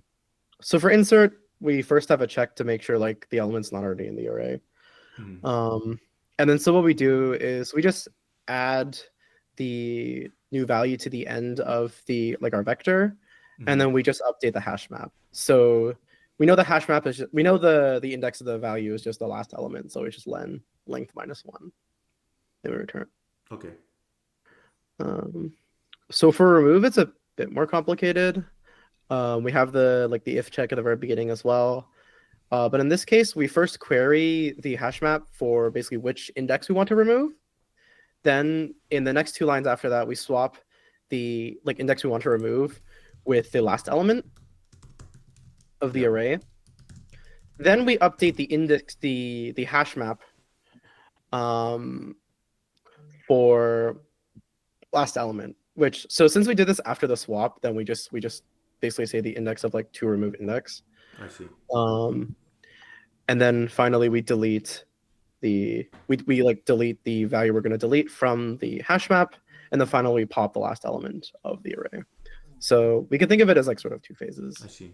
That's a Okay. little bit And clear. then random. What are you doing there? Since the array just contains all the elements, it's like a set of like all the elements that we have, then we can just query a random index and return it, basically. Cool. All right. Submit and run. Hold on one second. I'm getting a call. I'm just gonna message them. Oops. Oh, Looks like it's. busy right now. I'm in a meeting. Can I call you back later? Mom's like calling up. It was kind of scuffed. So mom's calling me about some stuff. Is it fine if I like mute for a second? I'm not sure what she's asking Yeah. for. Go ahead. I'll pause a sec. Um, All right. It sounds looks like good. you got something wrong. Yeah, I'm looking at it now. It says so I got true, true, false. So what is it? So I removed 2. Think. Oh wait, I put return true instead of return false in the guards. For some reason, I think that might be the issue. Yeah, I think I just like you see like the statement that I'm piloting. It said return true. Oh, it's the wrong answer. Okay. It doesn't say for me what I got wrong. I'll just try submitting it as well because I can't see it when you submit it. Oh, I see. It is returning. Wait, what? Why is it? Oh, I think it's because of the rand in at the start. Maybe. I'm not really sure. Is this like saying that I'm removing an element that doesn't exist, or am I like a little bit like what? So we remove 1, insert 2. So we insert 0, insert 1, remove 0. Oh, I see. So it has to return 2. Let me see here. Why is this giving me the wrong answer? Is there a way to just copy the test case? Returns a random element. Yeah, I already copied the. Yeah. You can It copy. only has. Yeah. Only 2 is. I looked at the case that I got wrong, which is test 5. I think it's only the only element in the array is 2 at the moment. So the fact that there's 1 there is kind of bad. Okay, how would you debug it? I think probably what I would do first is just print the array after every operation. So I would print like self.array. I think that should get us like far enough to being able to figure it out. So this is after every successful operation. So I'm looking at the output right now and seeing what the issue is. Are there any operations so all the operations are successful. So that's a little bit easier for us to debug. So it's 0, 1, remove 0. So it's removing the 2 for some reason instead of the 1. That's interesting. So it's it should be removing the 1, but it's actually removing the 2 for some reason. Because after the insert of 2, the array becomes 1, 2, and then after the removal of 1, it becomes just the element 1 when it should be the other way around. I wonder if the swap is not working. Like maybe like the swap is not working as intended. That is my guess. Because it doesn't look like the elements are being swapped at all. Okay, how do you that or the dictionary is wrong. I think just for like the next one, I'll comment out the swap and I'll like I'll just have it assign it to like a temporary variable. So it's like temp is equal to like I'll just use like a temporary variable for now just to see if, because I know like like this tuple syntax might be a little bit strange. Like maybe it'll cause some like unintended behaviors. So temp is equal to remove, so is equal to like wonder if that just clears up the issue. Okay, no, it's still causing the same problem, so I don't think that's a problem then. I guess maybe it's related to the indices themselves might be the problem. Not sure. Let's print the indices as well. So, because that sounds like the indices sounds like what's the issue? What the issue might be caused by. So like sorry, by indices I mean like the dictionary. Yeah. Oh, I wasn't sure if I should use indices or indexes, and I wrote indices and I got a type error. Oops. Yeah. Yeah, looks like that's the issue probably. Yeah. Oh, I see. It's pointing. It's saying both element, like the 1 and 2, both point to the same. Both index 1. That does not seem right. So after these first two inserts, the dictionary is correct. After the removal, it seems like um the index is now wrong. So why is that? So in this case, we're removing the index 0. So we should be swapping 1 and 0, and then popping the element. That's really strange. See. Oh, I see. Wait, no, it should be oh, I'm indexing into indexes using using itself. I should using an index. I should be using the array elements. I think the issue is here at line 29. I think I'm not indexing into it correctly. Yeah. Oh, I see. It says you submitted the code. Wait, what? Just output Oh, limit. Okay. too much, yeah. Get us. Actually, yeah, you're right. We should probably keep it in case of wrong answers. Yeah, here we go. Okay, I All passed. right. Looks good. Cool. All right, we're gonna move on to the next question. Could you leave this one? Sure, Just yeah. to end. Yeah. Oh, I see. Got it. All right. Do they want to ask? They want me to ask you the softball question. It's a pretty good question. I think it's they ask it in a lot of interviews, so I'm gonna quickly ask it to you. Um, Like softball is an easy, as in like an easy question, or like a question about softball. no, it might be too easy for you. We'll see. Oh shoot. All right. Let's see. What's everyone saying? Okay. I'm gonna send you an invite. Sounds good. I'm gonna send it for you on Discord. Yeah, I'm just watching Discord right now. Are So you? VFA. Oh, I guess it's not about softball. So I guess I'll just read this question Yeah, first. take a read. So we have M by N grid, either an empty cell or a rotten cell, or fresh. And then no cell has a fresh orange. Wait, isn't this just BFS? Yeah. So what are you thinking? Um, so the time. So we just consider like if we could compute like the basically the rotting time for like all of the oranges, or like what is like the last. We could basically like simulate this with like a breadth first search. Because like I think like the way I'm thinking about it is like you can also think about it in terms of like I don't know if anyone's heard of the term like flood fill. Mm. It's like using like breadth first search to like simulate like water flowing across a maze. Yeah. And I feel like rotting oranges is kind of like a similar idea. Okay. Like it's like the same kind of like if you just So- picture it in your head. I mean, could you write down some notes and walk me through like your thoughts here on how you're gonna solve it?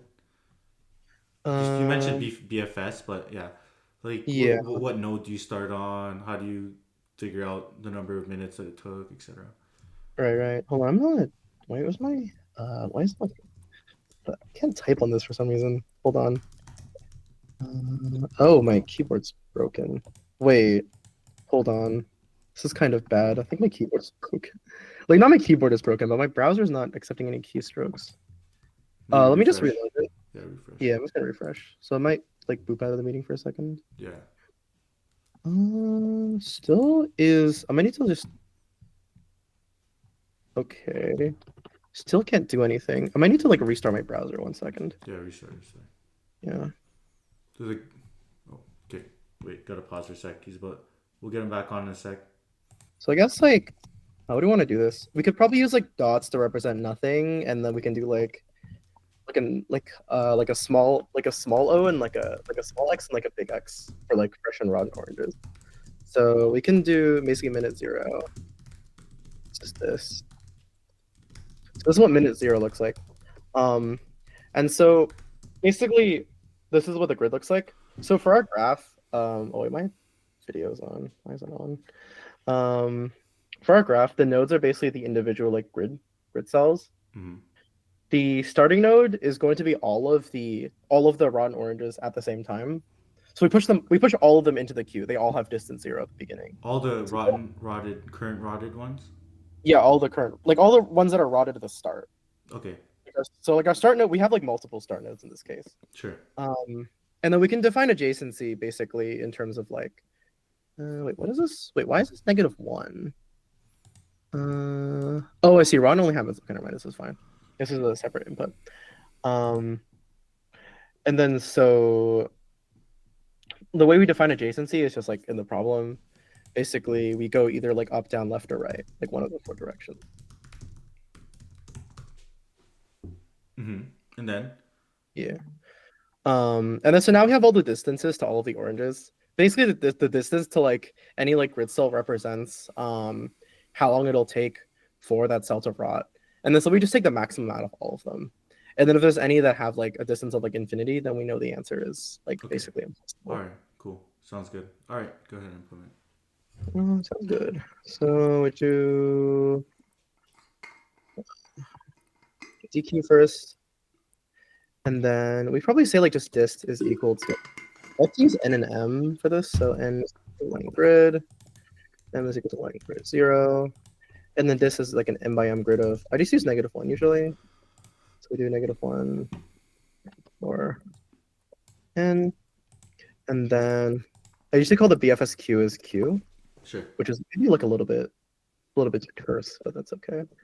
So now we find all the initial rotting oranges. If grid ij is equal to, a rotting orange is 2. So we do 2. And then we would say q dot append ij, and dist ij is equal to 0. So then we do, while the queue is not empty, our current cell is equal to q dot pop. I think pop left. Yeah, pop left. And then we need to go for the adjacents. So for the adjacency, we'll have like probably like have like a function of some sort. For any like individual cell. And so an adjacent cell is valid if it's within the bounds and also is not empty. So it's like some kind of orange, basically. Sure. I think it's okay for like say like rotting oranges to pass over other rotting oranges. I think that's like okay. It shouldn't really affect our problem at all. So for posin, so for C in so R minus 1 C, R plus 1 C, RC minus 1, RC plus 1. And then we'll say like, so if, and if this is true, and also grid is not equal to an empty cell, then we do, and return adjacents. So that's our get adjacents function. Sure. And then so we do, we're just gonna, this just makes it a little bit easier for us. Yeah. Like this is abstracts a little bit, sense, yeah. What I like. Just get our adjacents, and then if, is it dist or dist? Dist, okay. Equals to -1, sorry, equal to -1. Then we do, get a pair here, and then we equal to dist RC plus 1. That should be our BFS in total. And then now all we have to do is basically check what the maximum out of all the distances are. So I think in this case, this like max time is equal to, let's say just 0 for now. So we'll just break early if. So we're using up extra space here, right? Is there a way we can use up no extra space? No extra space for this? Space optimized.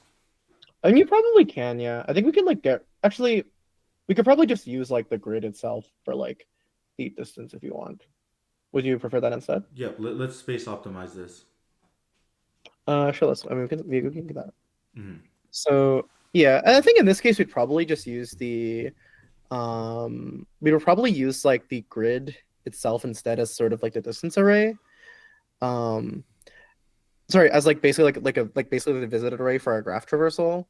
And then I think since for BFS you don't strictly need to like know all of the distances that you're computing if you just want to compute some like basically some like aggregate value out of all of them. I think you can just store the distances in the queue itself. So what that looks like is we delete our distance array basically, and then in the queue we just append the distance as part of the queue element. So in this case we have RC and then we have dist. So we say if grid adjacent R adjacent C is equal to 1, then we just append this plus 1. And we also update our grid as well.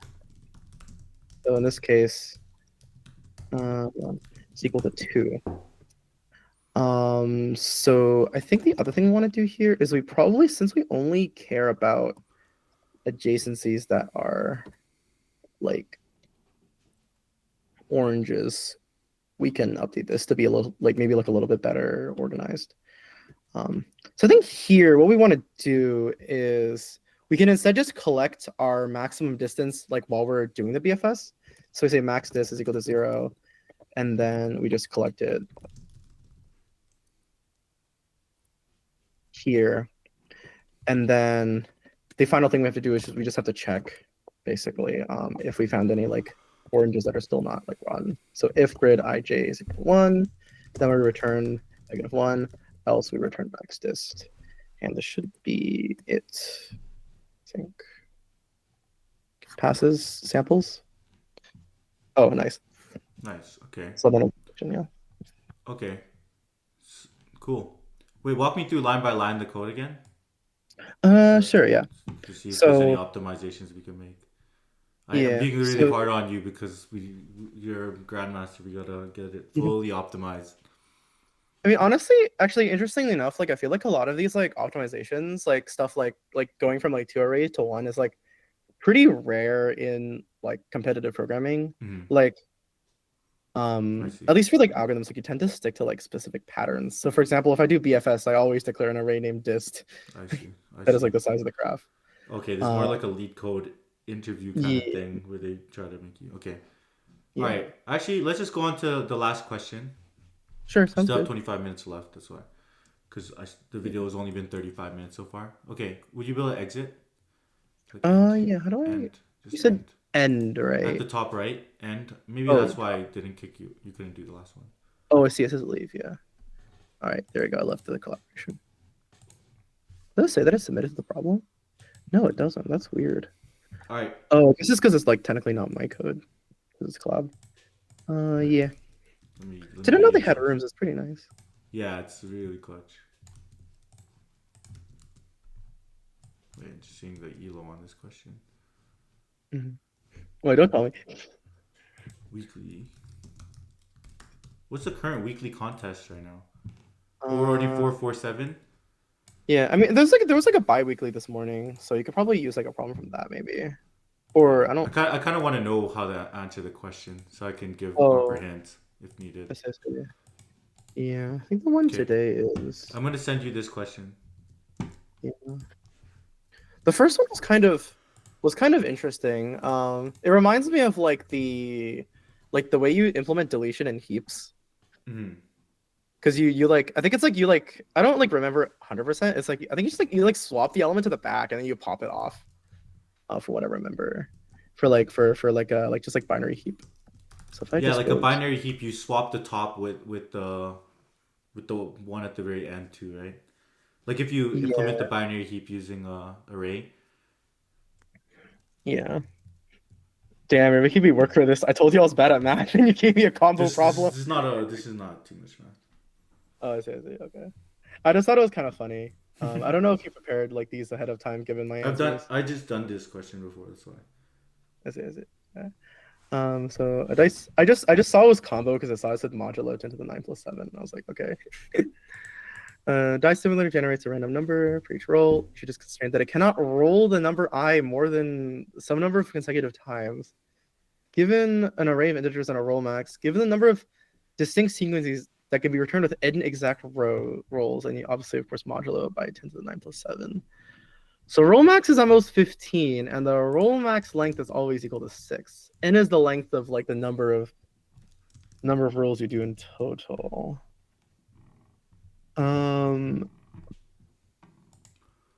So I think I have to like probably think about like a couple of different ways to approach this problem first before I think I say anything. Sure. For anyone that was like watching the last video, there was also a combo problem, but I kind of just started jumping into it immediately, and I feel like that kind of ended up going in circles a little bit before I ended up on the final solution. So I feel like here maybe it'd be better to like think through more of the problem before answering.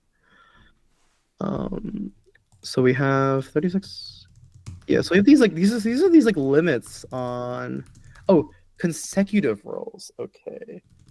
So since n is quite small, I feel like you could probably wait. I think you could just DP this actually, because n is quite small. And you only need to know the last element that you hit, like the last element, the last like value that you rolled, and the number of times you've hit it. And a roll max is only 15, so you can have conceivably just chuck a couple dimensions onto the DP and then it'll work. So I'm pretty confident. I think a DP would work for this problem. Okay, so could you write down some of those notes, because I think it's important. You made a few assumptions there, right? You're like, we only need to know the last one. We could use DP because n is small, etc. So, sorry, not n is small because roll max is small. That was what I was thinking. Yeah. So the DP state would be the number of rolls, the last die value. So this would be 0 for the first like for the 0th roll, since we haven't rolled anything yet. So this would be like, let's call it like 0 to 6. And then the final dimension would be number of consecutive rolls. Something like this would be it, basically. Okay, go ahead and implement that then. I think your solution makes sense to me. Yeah, I think with DP, like a bit more meta commentary, I think DP is like a little bit easier to, honestly, I feel like it's a little bit easier to, like, I guess explain and honestly do compared to other problem categories, because I feel like the explanations tend to be more straightforward. Like they follow a more systematic format versus I feel like other problem types like greedy, and I think especially like the first question that we had, like the get random, it felt like it was kind of like it feels like a more long-winded explanation. You have to like kind of be more creative. TP, I feel like you kind of just state the transition, and you code it up, and it kind of works. Okay. Yeah, that's just my my personal thoughts on this. So for range, we'll go up to 7, so we can have 0 to 6 of the values, and then we'll do for in range n plus 1. So DP of 0, 0, 0 is in this case. And we'll say the modulo is 10 to the 9 plus 7, so we have that. So we're going to go loop up to n, and for j in range, I think j in range 1 to, honestly, just j in range 7 like that. And then for k in range, the roll max is 15, so ideally we wouldn't like loop up to constant values like this in like real code, but welcome to competitive programming. But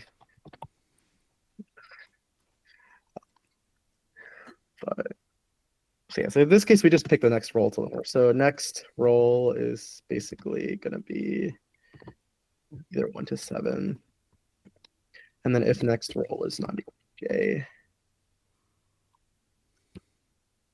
and it's like, I think this is the other condition, which is a bit more complicated, is like we like the number of consecutive rolls. So it's something like, I think it's like next, roll max is a 0 indexed array as well, so we have to be careful about that.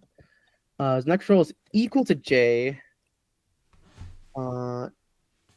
If so, I think it's like, I think I'll just have like a negative condition first. Like the specific condition is like, yeah, so next roll is, if next roll is equal to j, and the so roll max of next roll minus 1, k plus 1, k is equal to that. Actually, wait. I think I realized. I think this is okay. I think we can have 15 for this actually. So there's a bit of like, there's a bit of trickery here. I think we need to have it be like this, sort of this be the minimum solution. I think it's still okay to have like a DB state that's number of consecutive rolls, because number of consecutive rolls can be up to n, right? Because you can have like 1 1 1 1 1 1 1 1 1 1 1 1, and that's like a, oh wait, no, it's limited to 15. What am I saying? Sorry. This is okay. So next roll is equal to j. So we have next roll equal to j. Then if next roll is Oh, sorry. Yeah, if next is not equal to j, otherwise, these two cases here, then this is going to be dp of I plus 1, next roll, and it's just going to be one roll is as equal to dp of ijk, and then we mod it. Otherwise, we do something else. So if k is less than roll max, next roll minus 1, then we can update it. So the next roll is going to be the same. It's going to be k plus 1. Otherwise, we can't choose the same thing. So I think this is probably what I want. I think this is sort of it.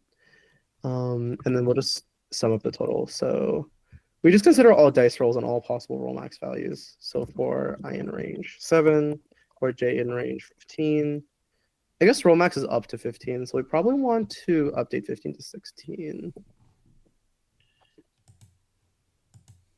There we go. dp of n j. And so the nice thing about Python is we don't have to like strictly always be under the integer limit. We can go a little bit over if we want to. So it got accepted on the sample. So I just submit. I'm submitting. Oh wow, that was quick. How long was that? Chat, how long was that? That was crazy. That question took me like 40 minutes when I did it. I did it top down though. Yeah. Okay, just walk me through your code real quick, and then. Yeah.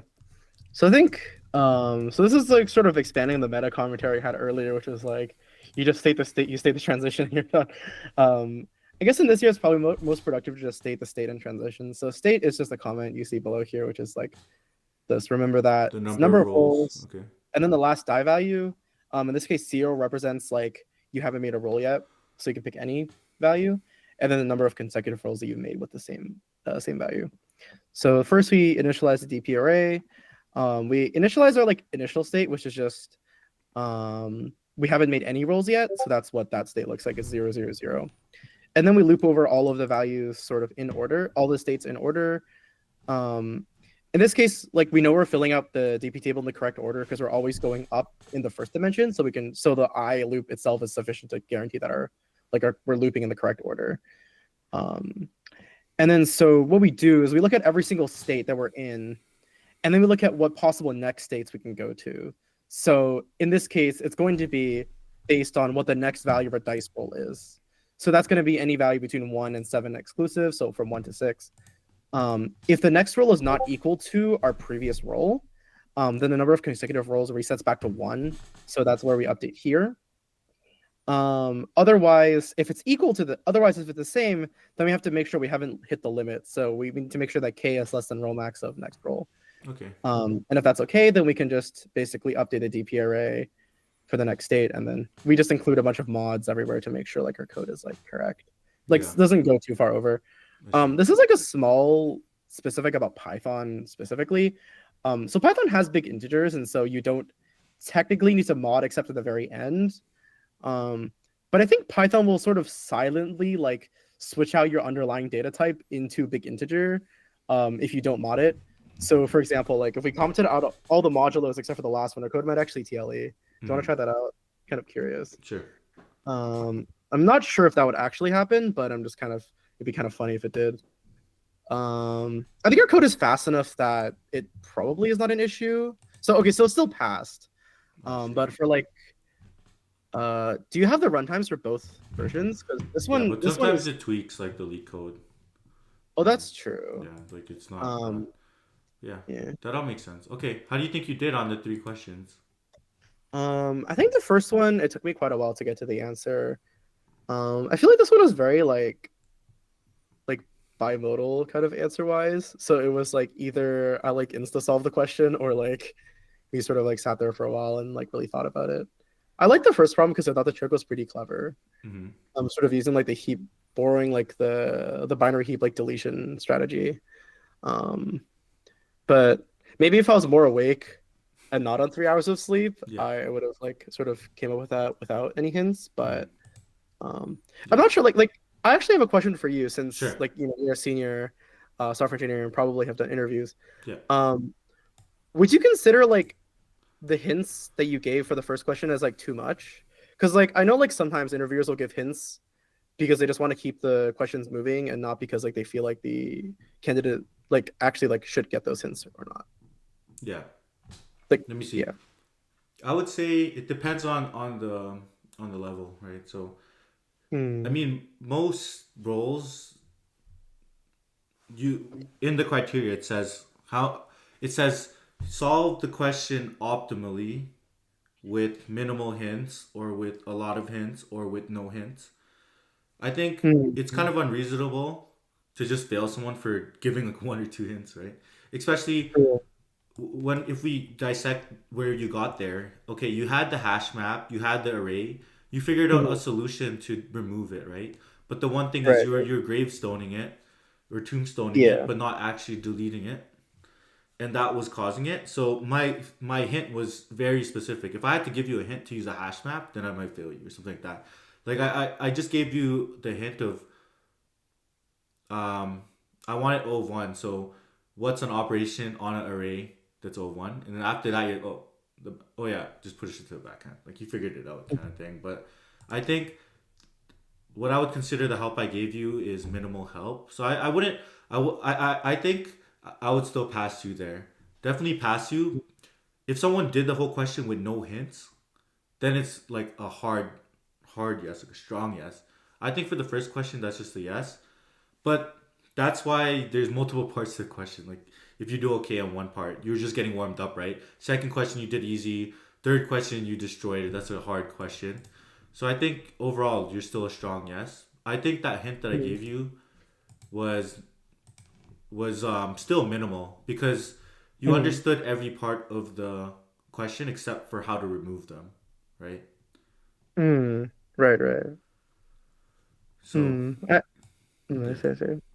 I guess for like data structure questions, it's a bit easier to like sort of break it into separate parts. So it's like you can kind of solve like 70 or 80% of the question.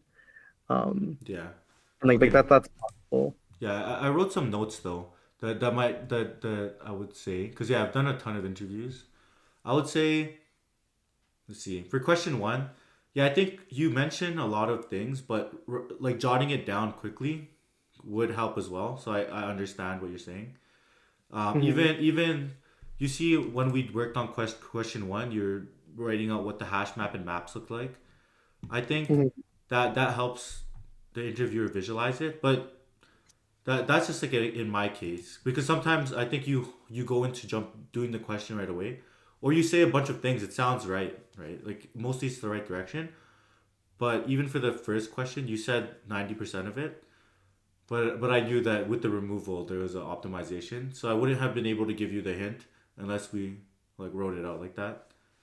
Mm. So I'll just say write down some of your thoughts a little bit, right? Mm. Which Um, I think, because one thing I've noticed is that I feel like I tend to sort of, I mean, obviously writing would sort of slow me down, so I'd like to be able to like make as many ideas as possible to start. Would mhm. you say that like the list that I make should be like more refined, as in like these are like ideas that I think are good, versus just these are ideas? Because I feel like sometimes I've noticed in previous interviews where, or just even just like talking to coworkers and stuff, it's like I have a like a direction and a problem where like as I'm saying it, I realize that it's incorrect, and then so I tend to like backtrack, and I notice it tends to confuse them. Yeah, I would say it's because you go through like three or four ideas, and then Mhm. none of it is written down. So I'm trying to take notes as fast as I can too of what you're saying. But as like an engineer, you should be able to show that you could like take notes and talk and write down your ideas. I think. Um, Right, right. like if you when you watch over the tape, just because you explain the solution, but none of it is written down. So I think I feel like it'll help convey your thoughts better if you write some of the things down. For example, one thing Mhm. is you talked about a hash map, but you said it wasn't that important for the first question. But I think the Mhm. hash map is like one of the most important parts of this question because it Mhm. makes everything O of one if you have the hash map, and then how are we updating the indices? So I think the main thing is because the question is too easy for you, you don't think that it's worth talking about. But I think if you're maybe for hedge funds and stuff, it might not be worth talking about, but for fan companies, Mm, even unicorn companies and stuff that I've interviewed at, mm, they want to know that you thought about those. Like for that yeah, first question, right? The hash map is the most important part. Well, and also the array is important, right, for getting the get random. But then how are we right. moving the indexes and stuff? But yeah, that would be kind of my advice. I think obviously your coding is really good, but I think conveying the thought process is just something that we could like figure out a better way to do. Mm, I see. Yeah. But it's I think I still think you did really good. That's the main thing I'm hitting on. Like, what do you think about that feedback of the? Yeah, I think it's pretty interesting because like I haven't really honestly I've like never actually sourced feedback before from my Mm, interviews. I think it's partly because like they're kind of like confidential to some extent, I think. mm, I've kind of always just sort of guessed as to what I needed to improve on, I think. yeah. So it's I think it's like a bit harder. It's like a lot harder with like because you're only getting like a binary pass fail, not even like how well you did. Mm, Like even if you passed or if you failed, like were you close or were you not? yeah. So I feel like at least my like technical interview skills have kind of sort of been just kind of constant throughout university. Like it's kind of just been like I go in, I do the interview, like I do the problem to the best of my ability, and just kind of hope I pass. It's Mm, kind of what I've been doing. yeah. But Yeah. it's interesting to sort of get input on this. Yeah. Um, or like Let Go ahead. yeah, I think I want to ask like one of the questions I had again, Sure. which was like when I'm jotting down ideas, would you recommend I jot down every idea that I have or ideas that I think I'm good? Because I feel like if I went through trying to explain every idea, I'm like worried about like running out of time. Yeah. Well, the thing is, yeah, I think you're really focused on how you're kind of tuned for doing coding competitions where you just implement as fast as possible. Mm, Because you're trying to beat a certain time, right? But in the interviews, they're gonna yeah. ask you two questions. Pretend at Meta, they're asking like a couple questions in the span of 40 minutes, 20 minutes each piece. It only took you really 5 minutes to write the code. So you still have 15 minutes to explain your thought process, explain how you're going to implement the code and the interesting parts of the code, right? Mm, So it's still you still have time to convey your ideas a bit more. So I think you don't need to write down every idea, but you just need to figure out what's important about the problem and write it down. So question 1, what are the some of the important things? Using a I hash like map and right, using right. an array, swapping the indices, like maintaining the indices. That's the important part of getting it to O1. Like writing that down and getting to that and explaining it. Because I think you got there, but you just start writing the code right away, kind of thing. Yeah. Yeah, I tend to sort of go into things with very little planning, I think, which I've noticed kind of. Um, yeah, I think it's a very good observation about the like about just kind of like the fact that I kind of just like jump into things. Well, Um, you had the right direction, but it's just like I think I need to watch the tape over again, but that's what I would say. And it's honestly it's mostly a nit or chat. What's everyone thinking?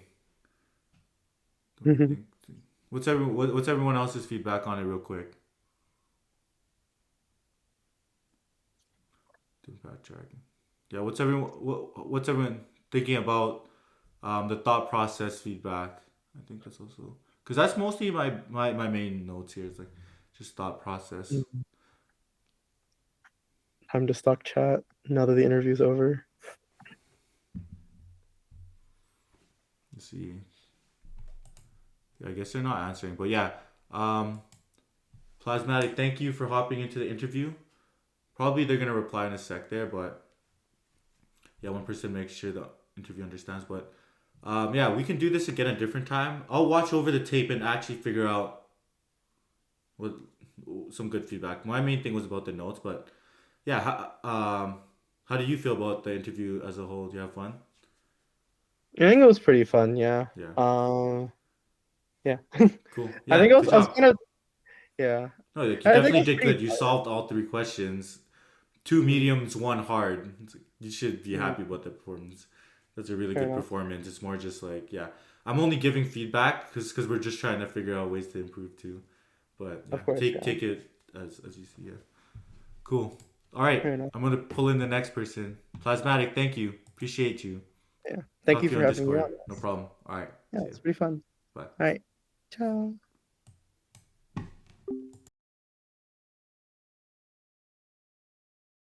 Okay.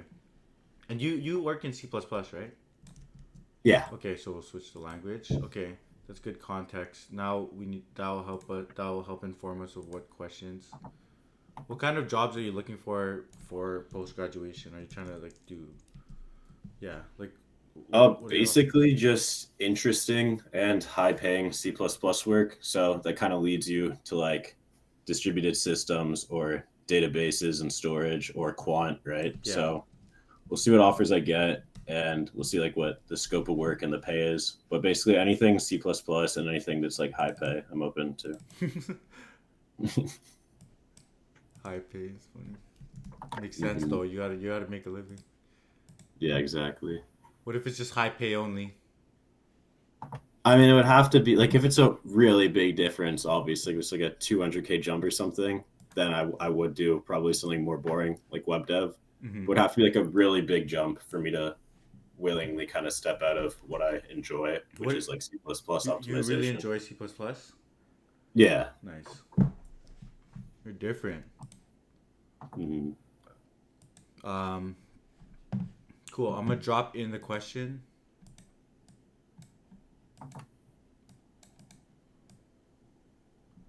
I haven't really worked with C++, but so this is the first question. Since you're preparing for quant, I'm gonna give you some interesting ones. Like a turn-based game on a circular field surrounded by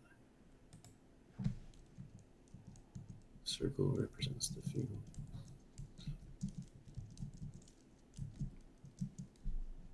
Sure, I'll let you go ahead and read that and then try to clarify with it. Okay.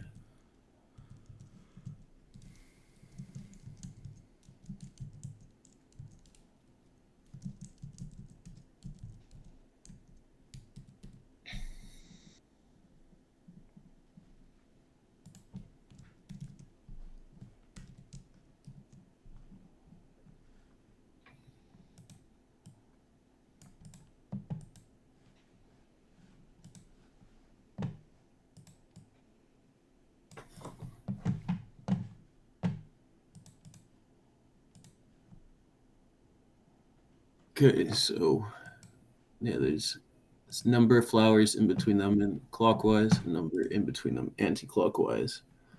Alice goes first and chooses one or the other. It has to compute a number of possible pairs that satisfy the conditions.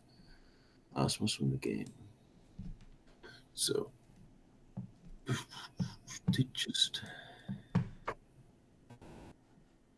they just choose a direction and pick a flower. They don't have to. It's not like a coordinates thing.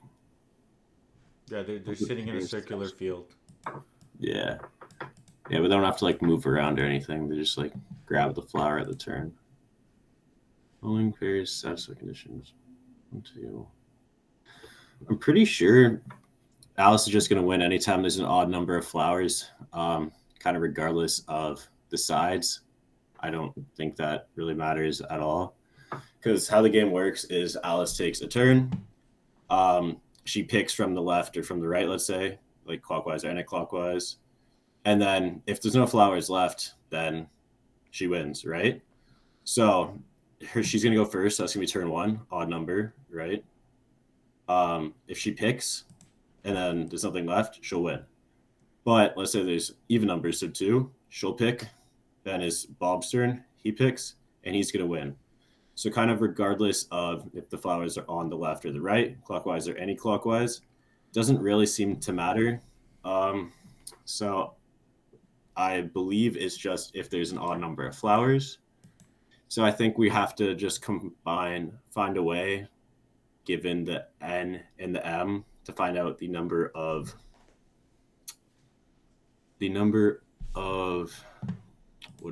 pairs that add up to an odd number. So Is it that? Let me double check though. Is it just if it's an odd number? So let's win the game. Number of flowers must be in the range 1 to n, 1 to m. Okay, so the reason this doesn't work is because, oh, we can't choose 0. Okay, it has to be 1 to m inclusive. But like, if this was 2 instead of 1, then we could pick 2 and 1, which would be 3, and then this would be 1. Okay.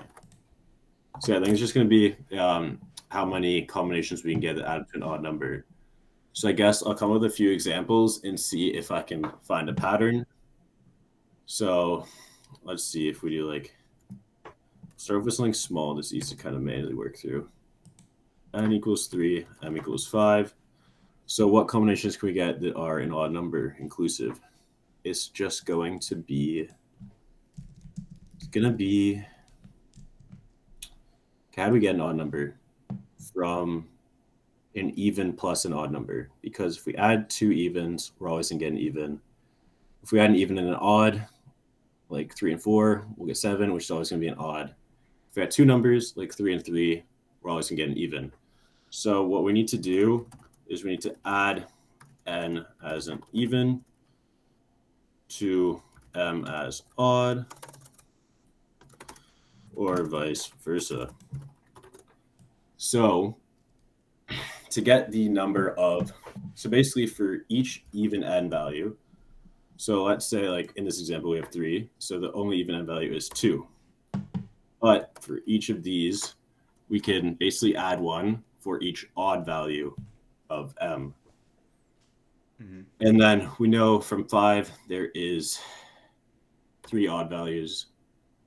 Let's think, how did we get that 3? It's just going to be, okay, so if we do m plus 1 divided by 2. So if we do m plus 1, it gives us 6, divided by 2, we get 3. And then, but what if this was 4? If we do 4 plus 1 divided by 2, that will round down to 2, which is the answer we want, because we will have 1 and 3. And if we have 3 and we do 3 plus 1, that gives us 4. We divide by 2, we get 2. So it seems like this is the correct formula for odd numbers. This will also be true for n. And the number of even numbers, I think, will just be divided by 2. Let's think. If we have n2, we divide by 2. Yep. If we have n equals 3 and we divide it by 2, we should still want 1. This will give us 1. And if we have n4, we divide by 2. Yeah. So it's going to be number of evens,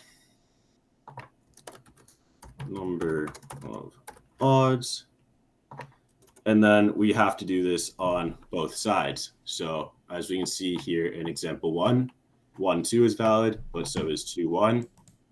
So I think we just do return, we'll say n odds times m evens plus n evens plus m odds, which expanded out will be n plus 1 divided by 2 times m divided by 2 plus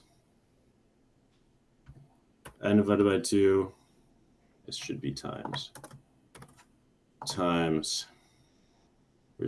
what was our odds formula? So for C++, how does this division work? Does it divide up, truncate the value, or round towards 0, I'm pretty sure. just rounds towards 0? So yeah, like we don't have to do the double slash if that's what you're asking. Okay, so 5 divided by 2 equals 0. Yeah. No, 5 divided by 2 is 2. Sorry. Yeah, 5 divided by 2. Yeah. If you're asking about double slash like Python, we don't have to do that. Let me just check this formula holds. So let's see. We have this example here with 3 and 2. So what is it? So n equals 3, m equals 2. We want our answer to equal 3. And let's see, from our formula, we'll get is, so 4 divided by 2, so 2 times 1 plus 1 times 1, which will equal 3. So it does seem to work. And then let's check example 2. It would be, so example 2, we would get 1 plus 1 divided by 2, which would be 1 times 1 divided by 2 is going to round to 0, plus same on the other side, which equals 0. So it looks like this formula does work. Yeah, so I guess let's probably code it up and write some test cases to confirm that. Yep. So should it return an int or like a long? Like how big is this? Constraints are n, so 10 to the 5 times 10 to the 5, yeah. We'll do long to be safe. So long, what are we even being asked here?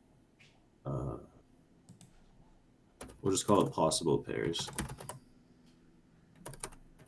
Possible pairs given an int n and an int m. And our formula was return n plus 1 divided by 2 times n divided by 2 plus n divided by 2 times n plus 1 divided by 2. And then let's make some test cases. So like this 3 and this 5. Look at, yeah, well, let's start with the example ones. So let's do possible pairs. What was the example? It was 3 and 2, and then 1 and 1. So we should expect to get 3. We should expect to get 3 and 0. We move this on to a new line actually, so it's easier to read.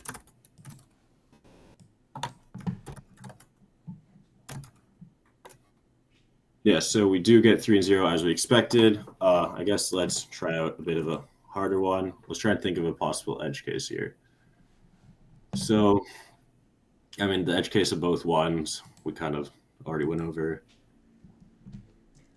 I guess, yeah, let's try 3 and 5. Let's see. Yeah, this makes sense. Let me just run it on the thing just to make sure you get it All right. correct.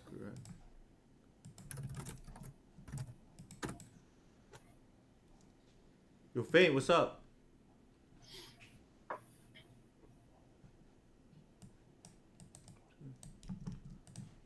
You're getting the wrong answer for 4 and 4. 4 and 4. Okay. So yeah, you're getting, so yeah, I'll let you debug that. You're getting expected is 8. 4. Because I wasn't sure how Yes. C++ So, is like rounding and stuff like that. So. Okay, so 4 expect 8. So why do we expect 8? We should, because there's 2 odds and 2 evens for each, so that should be 2 times 2, which is 4. Yeah, so it should be 4 on both sides to get us to 8. So n plus 1 divided by 2 should be 5 divided by 2, should give us 2. M divided by 2 should give us 2, which should give us 4. What is it giving us right now? 9. Okay, so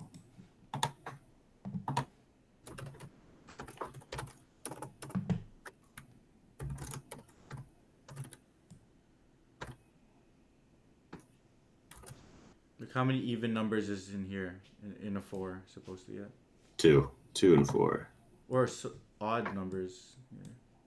Also 2, 1 and 3. Okay. And then let's check this. So 2 and 2, okay. And then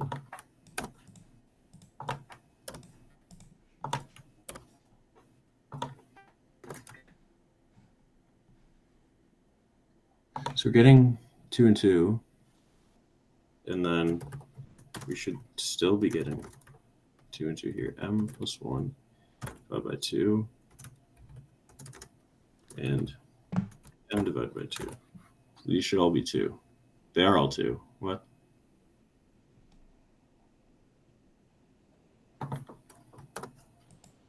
These are all supposed to be 2.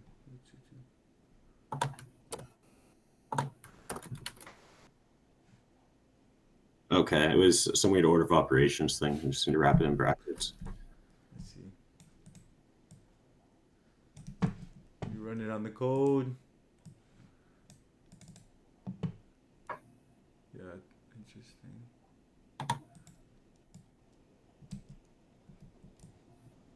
Wrap it in brackets, submit. Give me the wrong answer. For 4 and 3? For 4 and 3 now. What's going on here? 2, 2, 2, 1, 7. Yeah, so let's see. Our number of odds I for think the only thing that 4 could go wrong is just M plus 1. Yeah. Plus 2. Or M plus 1. Well, so M plus 1 should give us. Let's test it on a few examples. So let's just have, like, how would you test that doing plus 1 divided by 2 yields the right thing? So with 3, what we want is we want to get the number of odds. So we want to get, obviously, from 1 to 3, there's 1 and 3. So we want to get the number 2. So 3 plus 1 is 4. And we divide it by 2, which should give us 2. So what we would expect from 4 and 3 is, we would expect 2 evens and 2 odds in N, which it looks like we're getting. So we'd expect 2 odds. Okay, and pretend I had even. 3, right? Yeah. So if I have 3, if I'm calculating the number of odds, it goes 3 plus 1 divided by 2. It says 2. There's only one odd. Well, there's 1. Oh, there's 2? There's 1 and 3. There, 2. There's 2 odds. Like if we look at the. Wait, should it be inclusive? Trying to see. It looks like it's square brackets. It says 1 to N and 1 to M.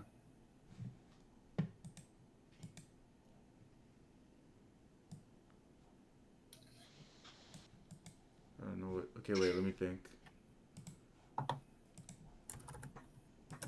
What is it? Yeah, there's 1 and 2. So that's okay.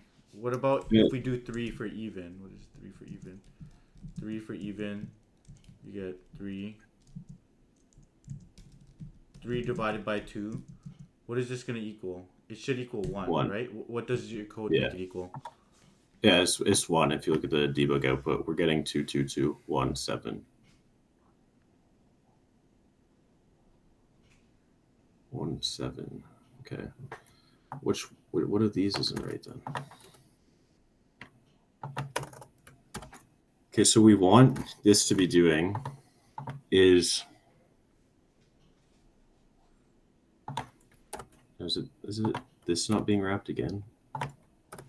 Maybe if we just make some variables. Okay, yeah, it's wrapping them again. Yeah. Yeah, I guess. Yeah, some weird order operations. Yeah. Yes, yeah, we could have put them into variables. So. Let's see.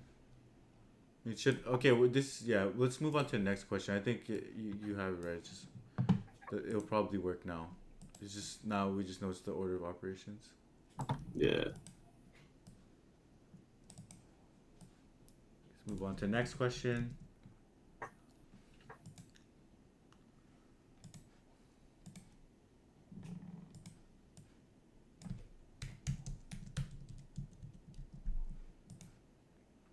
So we're gonna be given a list of N cities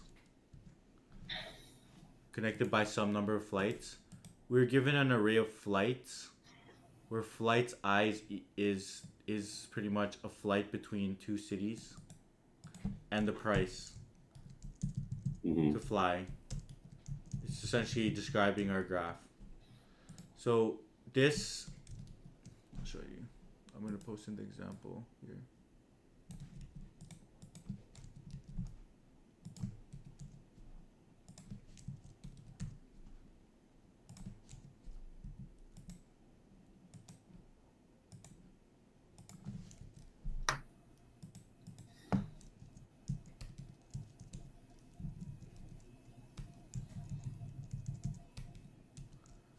So our source, so we're going to be given a list of flights, right?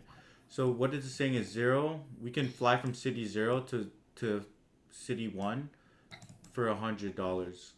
We can fly from flight or city 1 to city 2 for 100. City 2 to 0 for 100. These are unidirectional. Like, it's just showing the flight. It might not be, I'm not sure if, oh yeah, it might not be the same going back.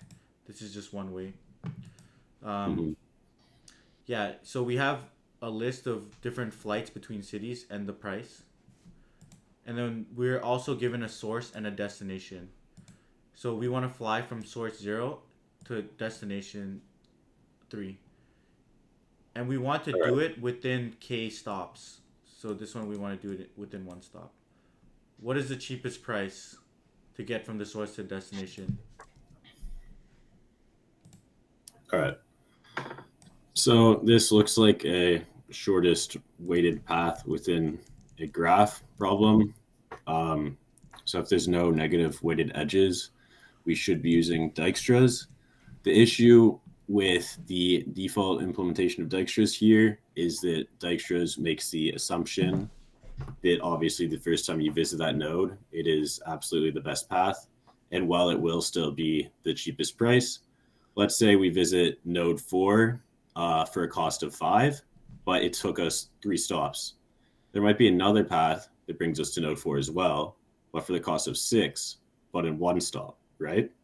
So we actually can't mark it deterministically as visited the very first time we visit it, just based upon the price, because although that is like greedily, the best path, we do have to account for stops as well. So we're going to have to find some way to mark it as visited based on the stops and the price. So let's think. We still know the first time we visit it, it's going to be the cheapest price. But we don't know if it's actually the best in terms of stops. Well, or we're optimizing for stops. Oh, we're optimizing for price. We're just optimizing for price, but we need to do it within K stops. Yeah.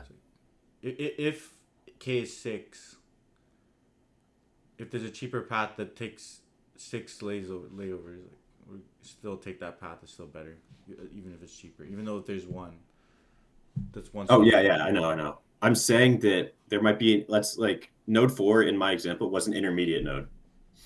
So let's say like in that example I gave, that the K was 3 and we got to node 4 in 3. If that's not the finished node, then even though that's the fastest path to 4 based on price, we can't use that, right? Because we're already hit our K and we're not the destination. So let's say there's another edge from node 4 to 5, and 5 is our destination for the price of 1. So there's another path. Are you drawing somewhere or no? No, I'm not drawing. But what I'm saying is we need to account for stops as well, even though we're not optimizing for it. We'll still use Dijkstra's to optimize for the price. Yeah. But when we're checking adjacency lists and pushing into the priority queue, we can't just check if we've been to that node before. Because as in the example I just gave, we've already visited node 4, but we can't deterministically mark it as don't go here anymore, because there might be another path to it that allows us to complete the problem.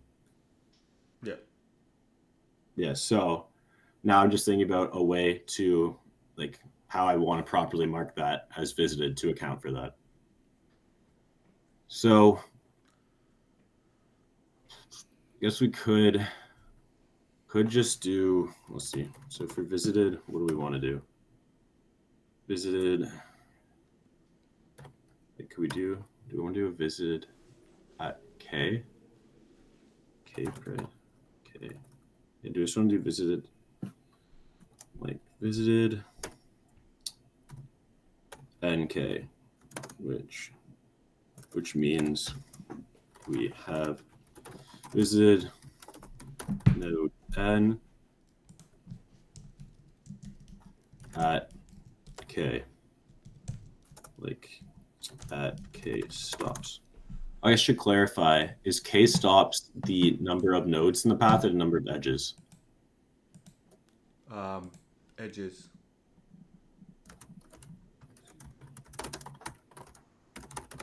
Wait, let's see. Let me verify.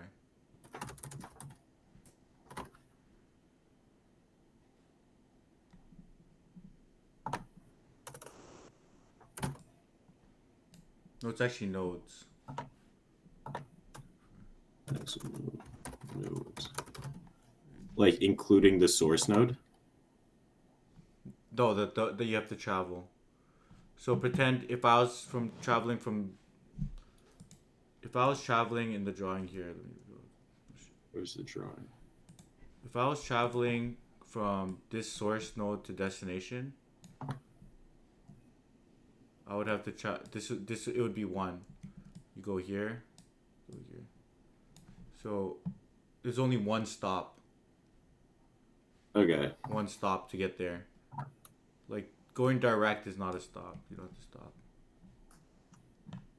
All right. So K plus 1 is equal to max edges.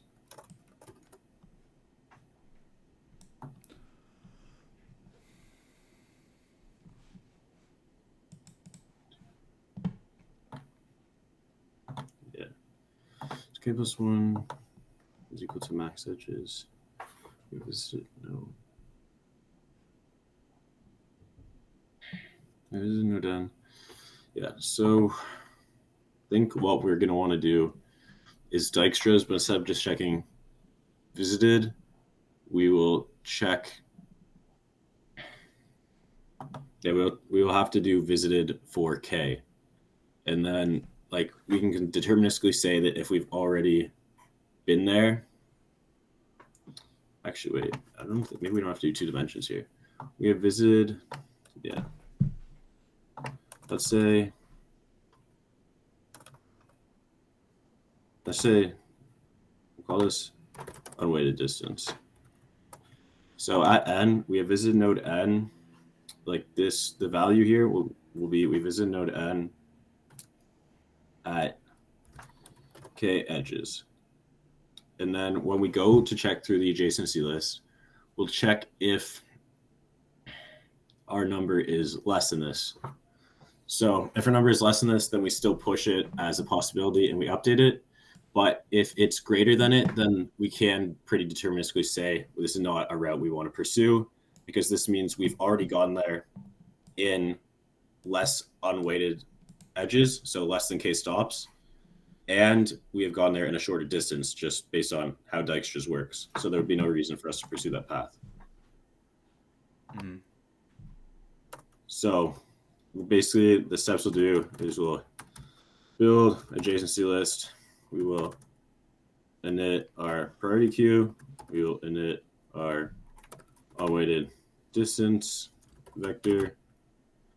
And then we will we'll push source, and then while not queue empty, pop front, check if at destination, check if,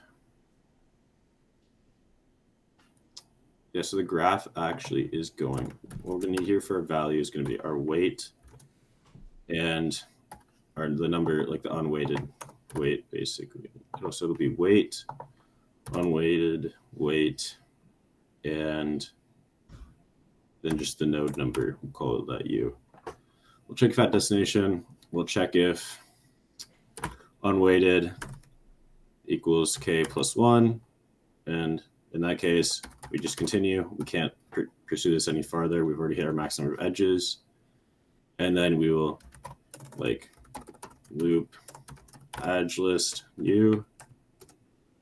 and push any like path worth pursuing further, which will be if weighted distance at v is less than uw plus 1.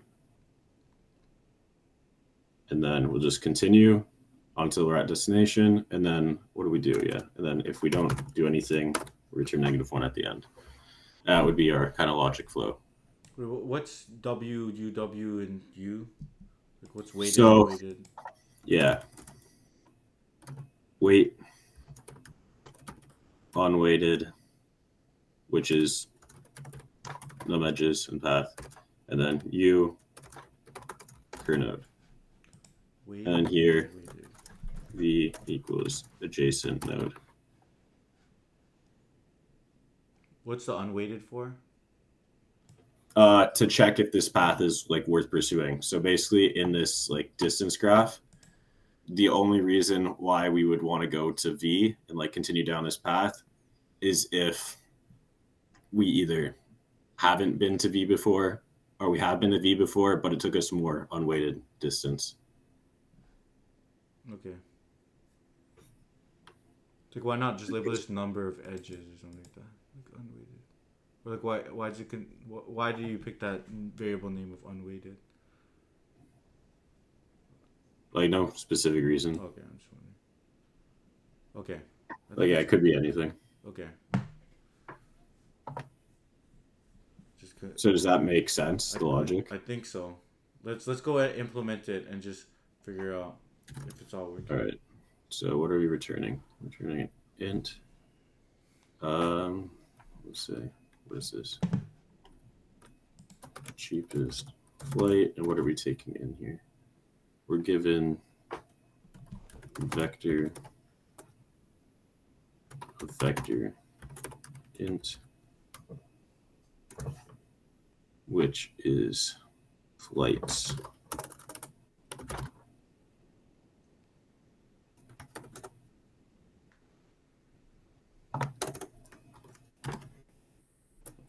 Vector. Okay, so basically, like I said, first thing we want to do is build our adjacency list. So first, let's get the number of nodes. That's input as well. Like we're given 3 inputs: n, flights, and source, destination, and k. So, Okay. Int n flights. we're given flights. We're gonna be given the source, destination, and k. Yeah. And source. Int k. Int source. Yeah. Int des. Wait, does it say n number? N cities. Okay. Yeah. So one second. Let me plug in my laptop. Yeah, no problem.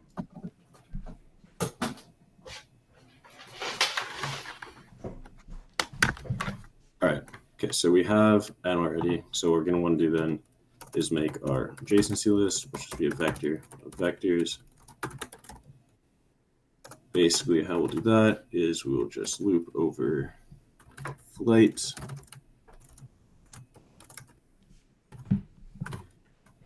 So for each thing in flights, what we're going to want to do is edge at f at 0 is our from. We want to push back the node we're going to, which will be f at 1, and then the price, which is f at 0. That should not be int, then it should be.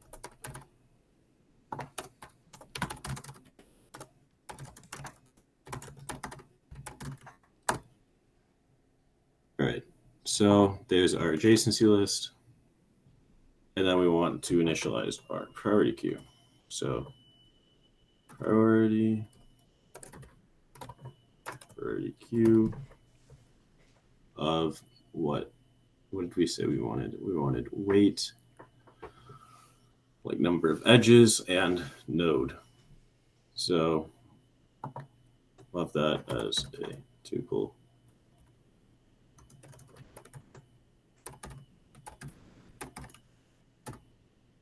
So priority queue, then vector. And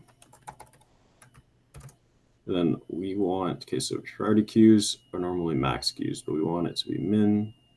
So switch that. And priority queue greater queue. I need to include priority queues. And where do I include priority queues from?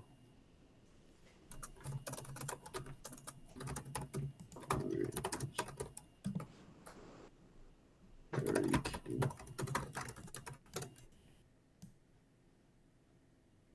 You. Okay. Okay, there we go. So initialize priority queue, and then pq.push, and we said so weight will be 0, edges will be 0, and then source. And then next thing we'll do is initialize our unweighted vector. So vector int unweighted distance n, and then we want this to be the max initially. Why is this? Limit.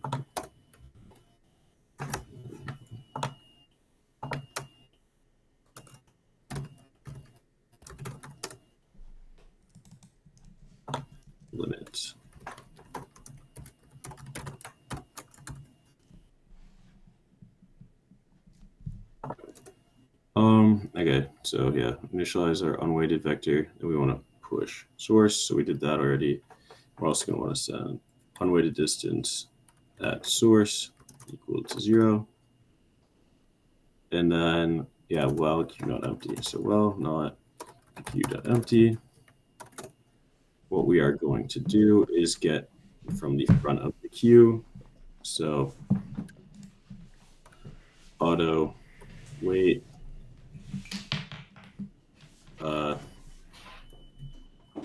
edges and u is equal to pq.top, and then pq.pop. And then we want to check if we're at distance. Okay, yeah. So if u equal distance, return w. And then what's our next check? Check if, yeah, if edges equal k plus 1. We cannot continue down this path any further, so continue. Yeah, and then we're going to loop over the adjacency list. So for in const v in edge u, if away distance at v less than, oh, we need two things from here actually.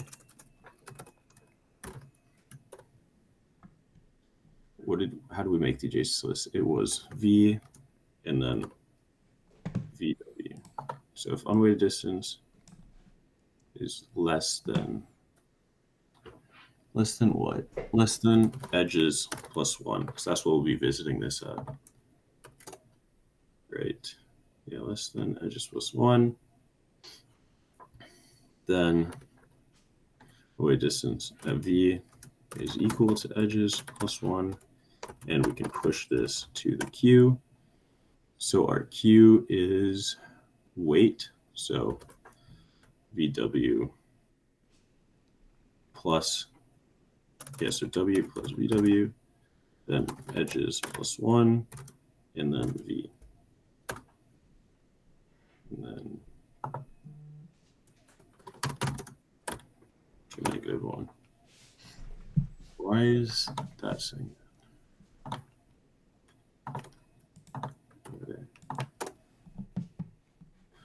Okay, so yeah, so we make our adjacency list. So from to thing, we make our priority queue, and we want the lowest weight at the front. And then we got unweighted distance graph, track distances. We put in a max initially because we want to have the smallest one. Yeah, we put that in, put source in for both of them. Mm-hmm. Then we go through our queue, we get the weight, we get the edges it took us to get here, and we get the current node, and we pop it. If we're at the distance, we can return the weight it took us. If we can't go down this path any further, then we skip and try a different path. And we get everything from the adjacency list. We check if this path is worth pursuing. And if we do, we update it and we continue down. Oh, no. So unweighted distance is, so we're only pursuing it if it got us there in less edges? Yeah.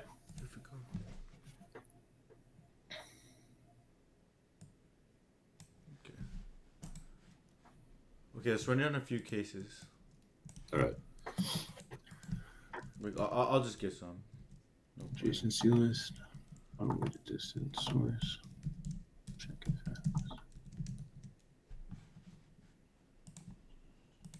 All right.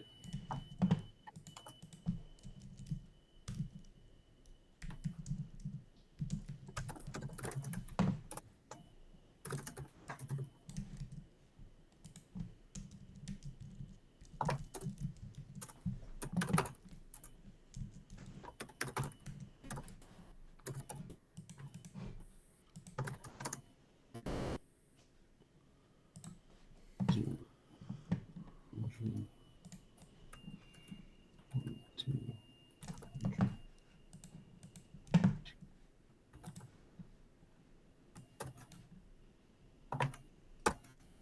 0, 100, 1, 3, 600, 2, 3, 200.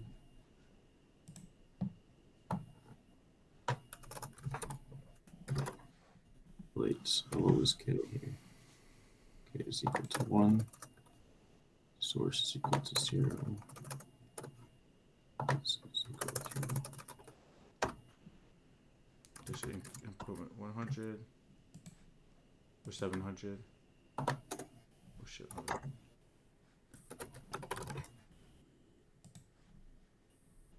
Error. The input.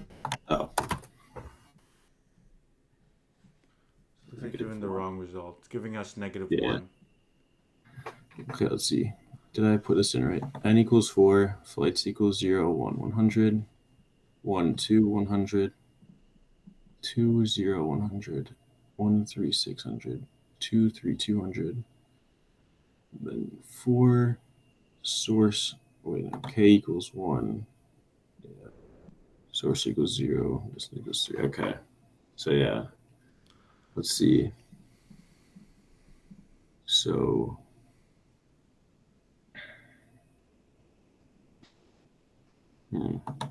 okay, I guess let's check what it's actually doing here.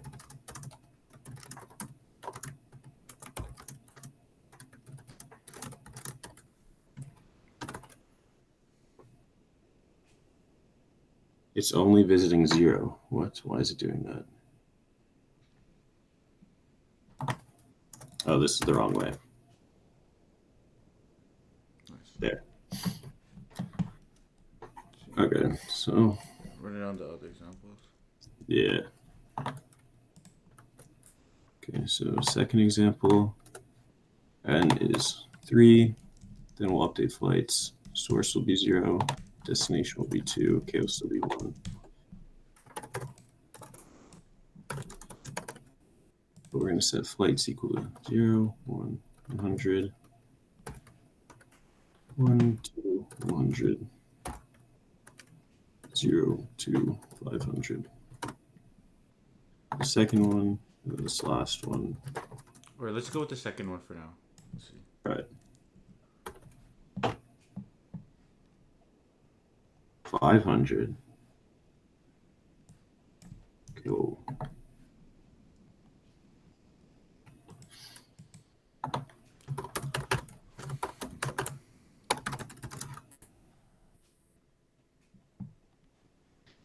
What, did I put this in right? 0.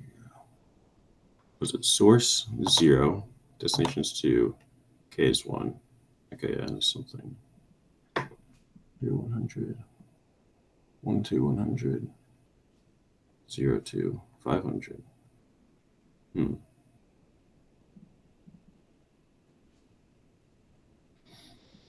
Okay, so it is initially at 0, 0, 0, which is correct. And then from 0, yeah, it should be visiting either this or this. Yeah, and it correctly visits this next. So we're at 1. Yeah, we're at 1. Yeah, we're at 100 weight with 1 edge and at 1. But then we go to 2 for some reason. Does this not get pushed?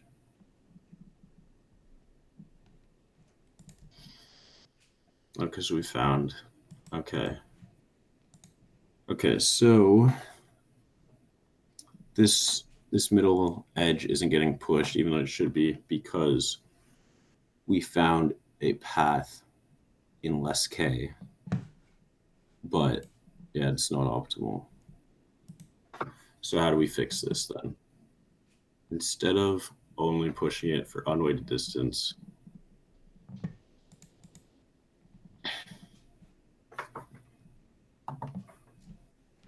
what can we do instead?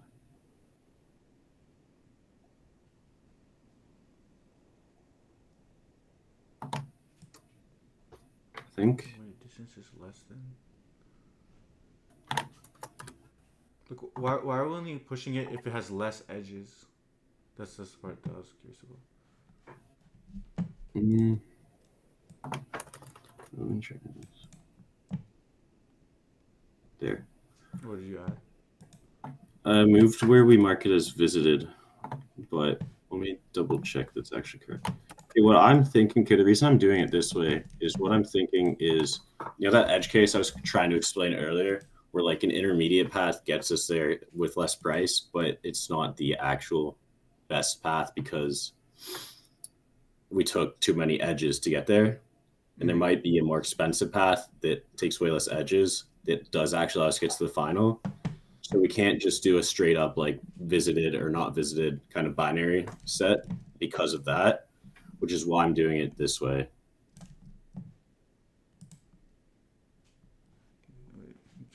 You might get TLE with the CO statement in there.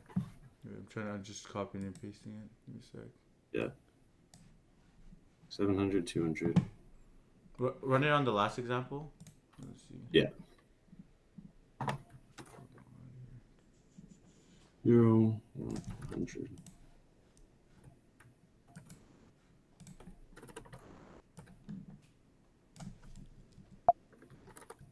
0 to 500. Source is 0. This destination is 2. K is 0. N is 3. Yeah, it passes all 3 that you pasted in here. Wait one sec. Just getting a weird error when I'm posting in lead code.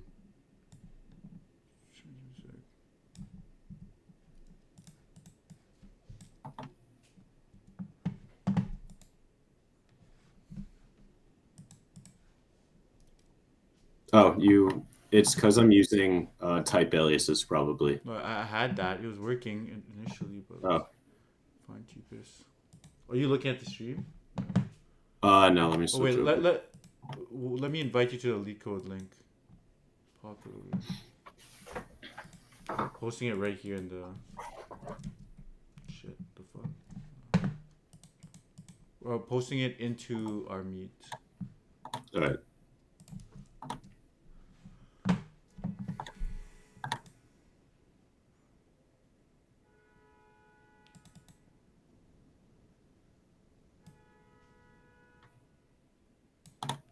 Edges.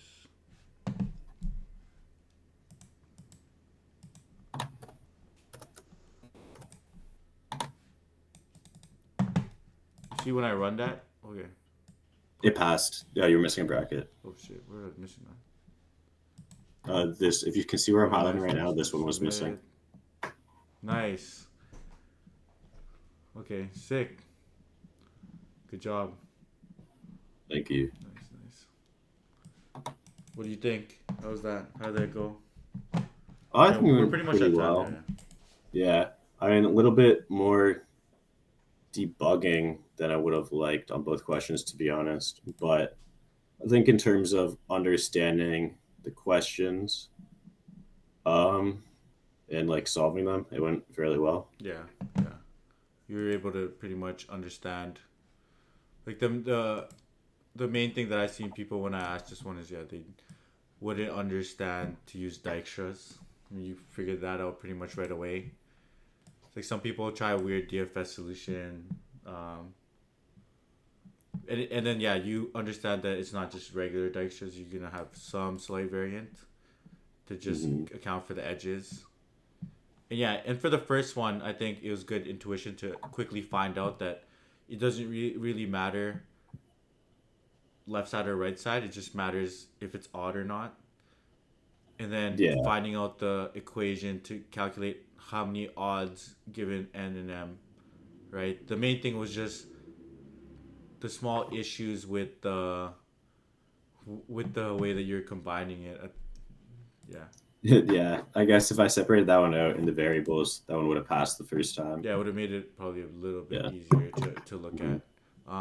Yeah. And I wasn't And then that this sure one- with C++. I was because some languages when you divide, sometimes it rounds up. I think in Java, I didn't remember. There's some language where it round up. I don't know, but overall, no. I think you solved the question. That was good stuff. Guess next time we're gonna ramp it up even harder. Yeah, rounds towards 0. You can see even this negative one that divided by makes 2 sense, is 0. Or rounds towards 0. Yeah, that makes sense. Yeah. Okay, Mr. B said Java doesn't round up. Or what I mean, rounds towards 0. So if it's negative, it goes up. If it's like positive, it goes down. I don't know how it works in Python. I think it just rounds down no matter what, even if it's negative. It doesn't round towards Like 0. with the double slash? Yeah. Yeah. It's like weird stuff like that you just need to worry about. But no, I think you did good though. Next time we'll ramp it up even harder. Yeah. Yeah. Cool. Sounds good. All right. Catch you in the next one. Perfect. Thank you. Peace. Peace. Java doesn't round up. Okay, my bad. I don't use Java too much. Java doesn't round up even if it's a negative. I don't even really.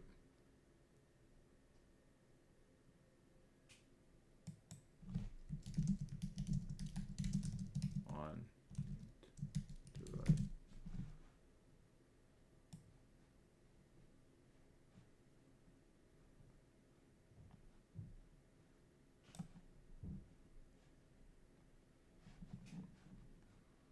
Yeah, the way I did that is I would just divide and then take the ceiling.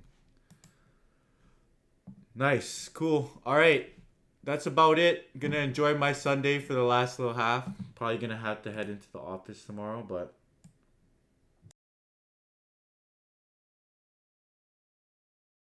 Hey everyone, today I'm gonna see how well I perform at a Meta phone interview.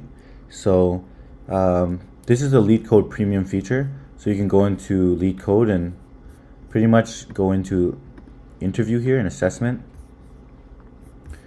And all the FANG companies are pretty much here. And yeah, there's I'm just going to click into this Meta. There's online assessment, phone interview, and on-site. So let's see how I would perform in a Meta phone interview. Let's just run this. So each session will include up to 3 questions, and I'll have an hour and 30 minutes to complete all questions. Once the mock assessment begins, you cannot pause the timer. Cool. Let's just start this. Given 2 integer arrays, nums1, return an array of their intersection. Each element the result must be unique, and you may return the result in any order. So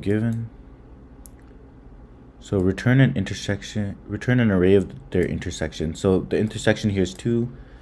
Intersection here intersection here is like 4 and 9 because 4 and 9 exist here. So what I'm thinking is we parse one of the nums into a set, and then we go through the other number because we have to look through each of these elements.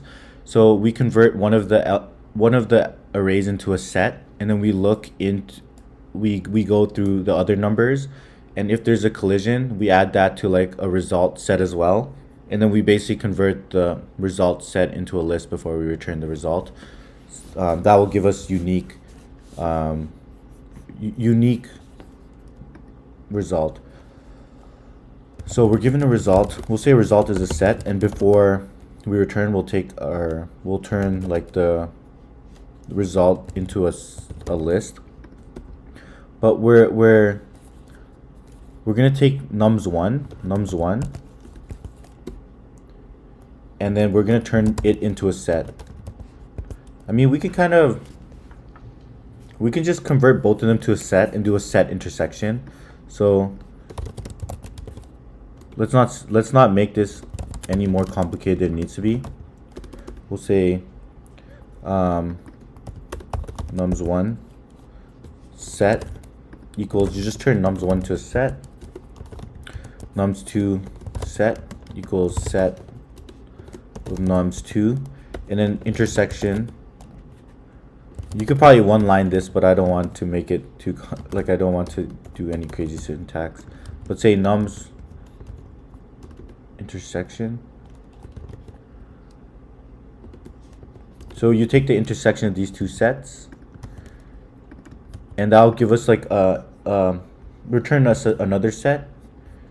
And yeah, we take nums1, we turn that in set, and then we take nums2, turn that to set, and we take the intersection of two sets, it returns us another set, which is the intersection, and we just need to turn that into a list. Let's just see if that works.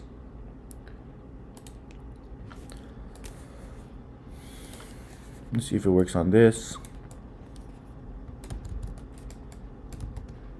This should return like no intersection. This should return us 4 and 9. Okay, cool. Nice, that worked.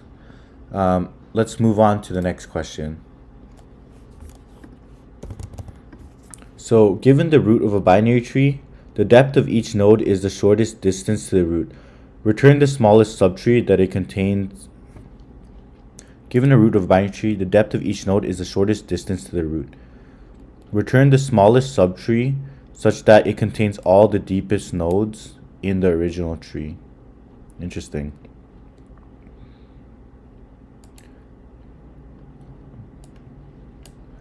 A node is called the deepest if it has the largest depth possible among any of the nodes. Interesting. Okay, this one's kind of... The subtree of a node is a tree consisting of a node plus... So, let me read this again. We're given the root of a binary tree. The depth of each node is the shortest distance to the root. Return the smallest subtree such that it contains all the deepest nodes. So we just need to figure out all the deepest nodes. Pretend it was here. Okay, that gets interesting. It's kind of like a lowest common ancestor question of the deepest nodes. Given the root, the depth of each node is the shortest distance. Return the smallest subtree such that it contains all the deepest nodes in the original tree. A node is called the deepest if it has the largest depth possible among any node in the entire tree. Let's see.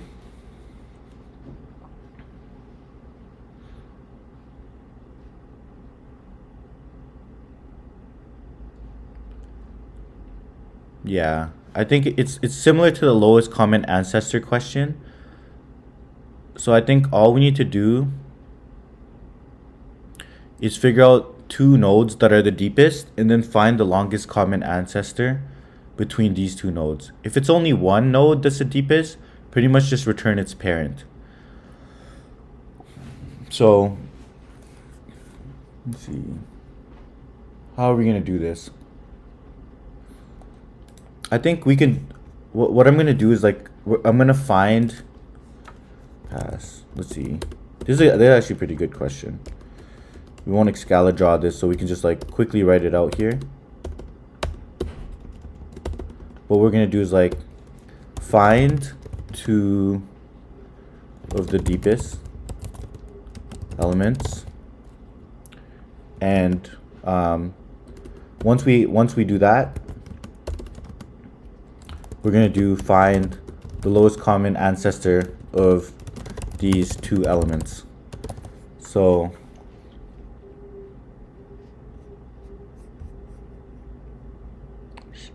given the root of the depth of each node, yeah, because pretend we had something like this, or pretend we had something like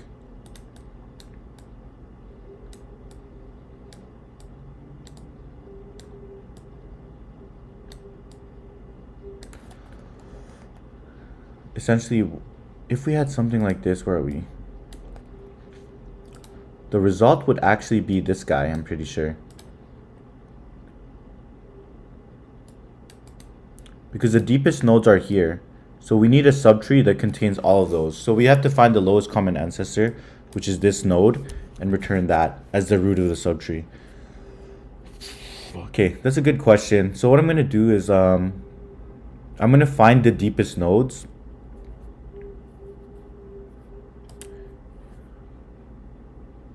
If we only have like one of the deepest nodes, we can literally just return that node, I think. Yeah. Otherwise, we'll do the lowest common ancestor thing. So where are we now? We're going for speed here. So let's see. Let's find the deepest nodes.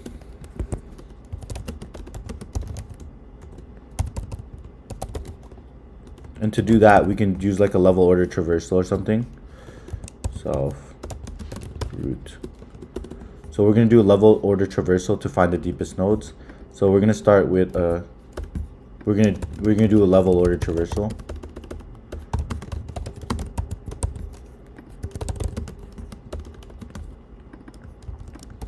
So we're gonna take our DQ. We're gonna start with the root. And since it's a tree, we don't need to worry about like a scene array or anything like that. We're gonna say we're given a root, and then we'll say while length of the queue is greater than 0. We're gonna do some algorithm, and then we're gonna do result equals. Like, how do we return the lowest level?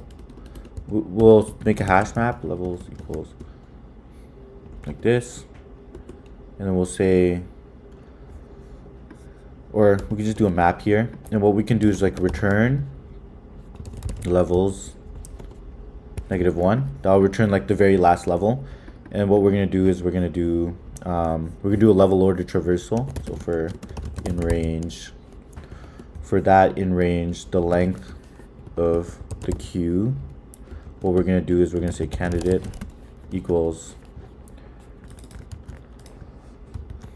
queue.pop left. That's gonna get us this, and we're gonna do queue dot append pop left. We're gonna append we're gonna say, what are we gonna do here? We need to keep track of our level. So level equals the length of levels, and then we're gonna do levels.append. So that's gonna like initialize this levels like this, so we can add to it, and we're gonna say candidate. We're gonna say levels.append, and I have videos on how to do this level order traversal thing, but levels / level dot append the candidate. So we're gonna throw that there, and we're gonna go queue. We're gonna take the queue dot append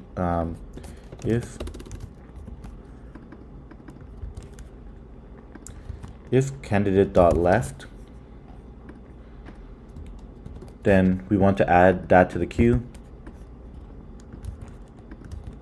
So we're doing a level order traversal here. I have videos on that too. Just look it up. Otherwise, this video will take too long. So that will find us the deepest nodes. So let's just do this.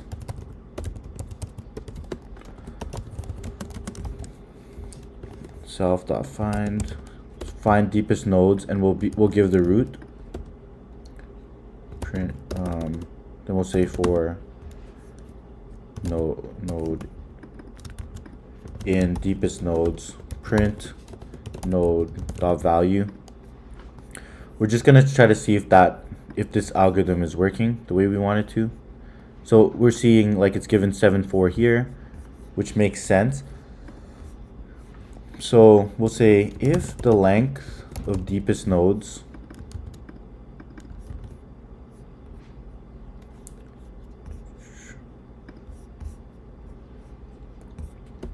we'll catch if root is none, return root. That just captures the case if root is none there. And then we have another edge case. If the length of deepest nodes is equal to 1, just literally return deepest nodes dot zeroth. Because that's like this case. Like we only have like one. If we only have one element, that's the deepest node. Just literally return that. Otherwise, we just need to access two of the deepest nodes and find the lowest common ancestor. Wait, is that gonna work? Wait, no, that's hard to, let's see how we're gonna do that. Because okay, that won't work, because the lowest common ancestor, if we pick these two nodes, are not going to be it.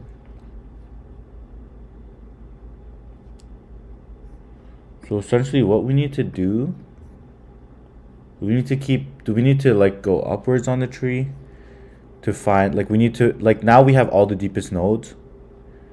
We just need to be able to find out how they connect. Because pretend they're here.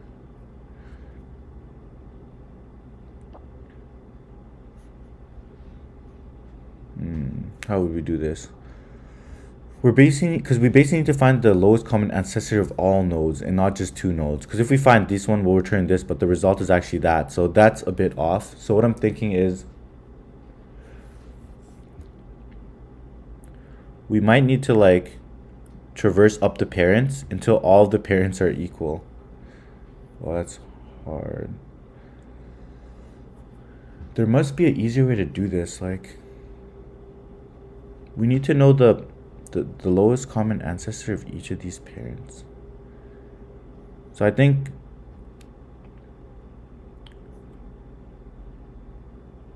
one way to do it is capture all of the parents.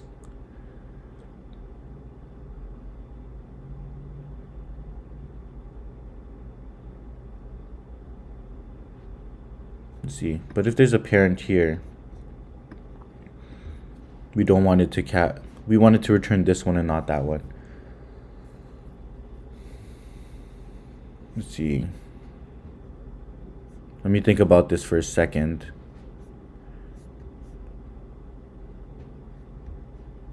Can we do like a post-order traversal?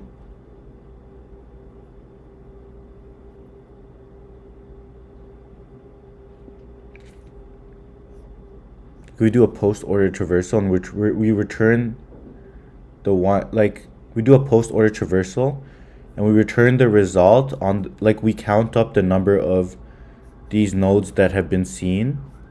So what we could essentially do is we can create a set of all of the deepest nodes. We could do a post-order traversal. So when we're looking at a node, we ask the question like, have I seen all of the other deepest nodes already? If I did,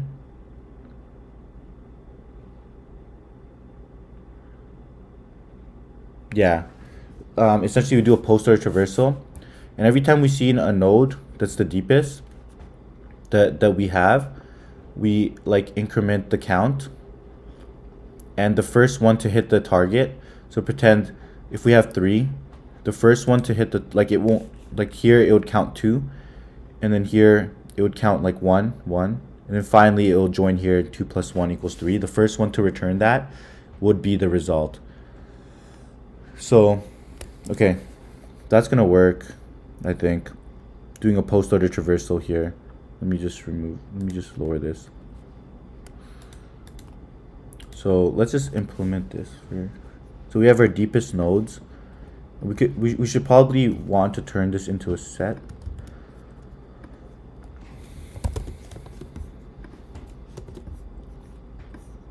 Then we'll do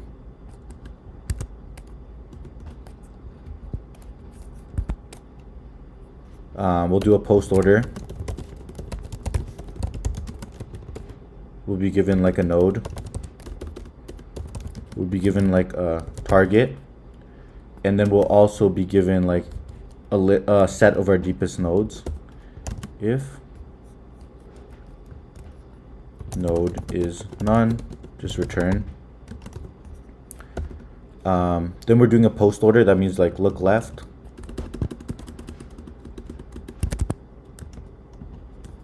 Or what's going on here? Left, right, then look at myself. It's like if, okay, left. So we're basically gonna say like if left equals self dot post order left, or node dot left, and then right is equal to self dot post order node dot right. If left plus right is actually equal to the target, we want to return, or we're gonna set some result. This is getting complicated, and I can like clean this up after, but let's just get this working. Self dot result equals none, and after we're gonna do our post order. We're gonna do return self dot result. We're gonna do our post order here. Self dot post order of root. The target equals the length of the deepest nodes here, and then we also want to return the deepest nodes. So if the left plus right is equal to target, and self.res is actually equal to none still, what we're gonna do is essentially we're gonna just keep we're gonna self.res equals this node. That means that's our actual result, and we're just gonna keep letting this thing run. And then essentially what we're gonna do is return left plus right. It's like if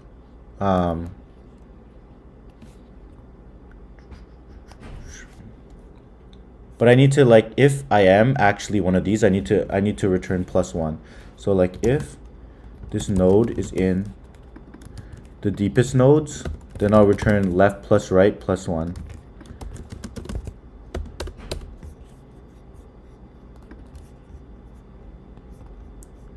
So I can walk this through in a sec.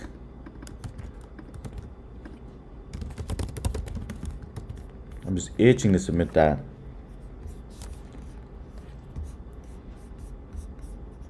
Does that work? Set is not superscriptable. List.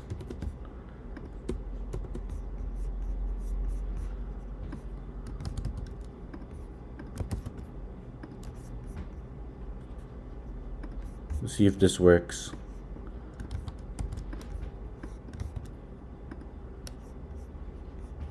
Okay. Boom. Finish session. Didn't catch that one edge case, so nice. Finished it in 20 minutes. In 21 seconds. Even like the time allotted was 1 hour, 30 minutes. Now let's like look at our score report and see how we perform against like other people who did this and other meta interviewers. How are people solving this?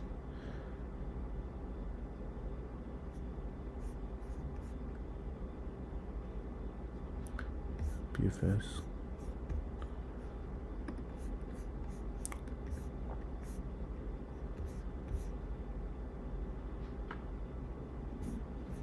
Yeah. Let's see. So your interview score of 7 beats 79% of all users. Not too happy with that. You can see the last time I did any of these was 8 months ago. So I could improve my performance a bit. How do you actually solve this? I'm not sure if I'm allowed to share editorials. So I'm going to leave it as that. That was my solution. Yeah, pretty much that's a meta phone interview for you. You should try this out if you have that feature. But yeah, thanks for watching. I'm gonna do other meta, or I'll do other ones, or let's see how it goes. Or what can we see here? This, I like this thing. It's kind of interesting. It's like after you do all this, you can do a review and you could see how you perform against other people who work at those companies. So cool. See y'all in the next video.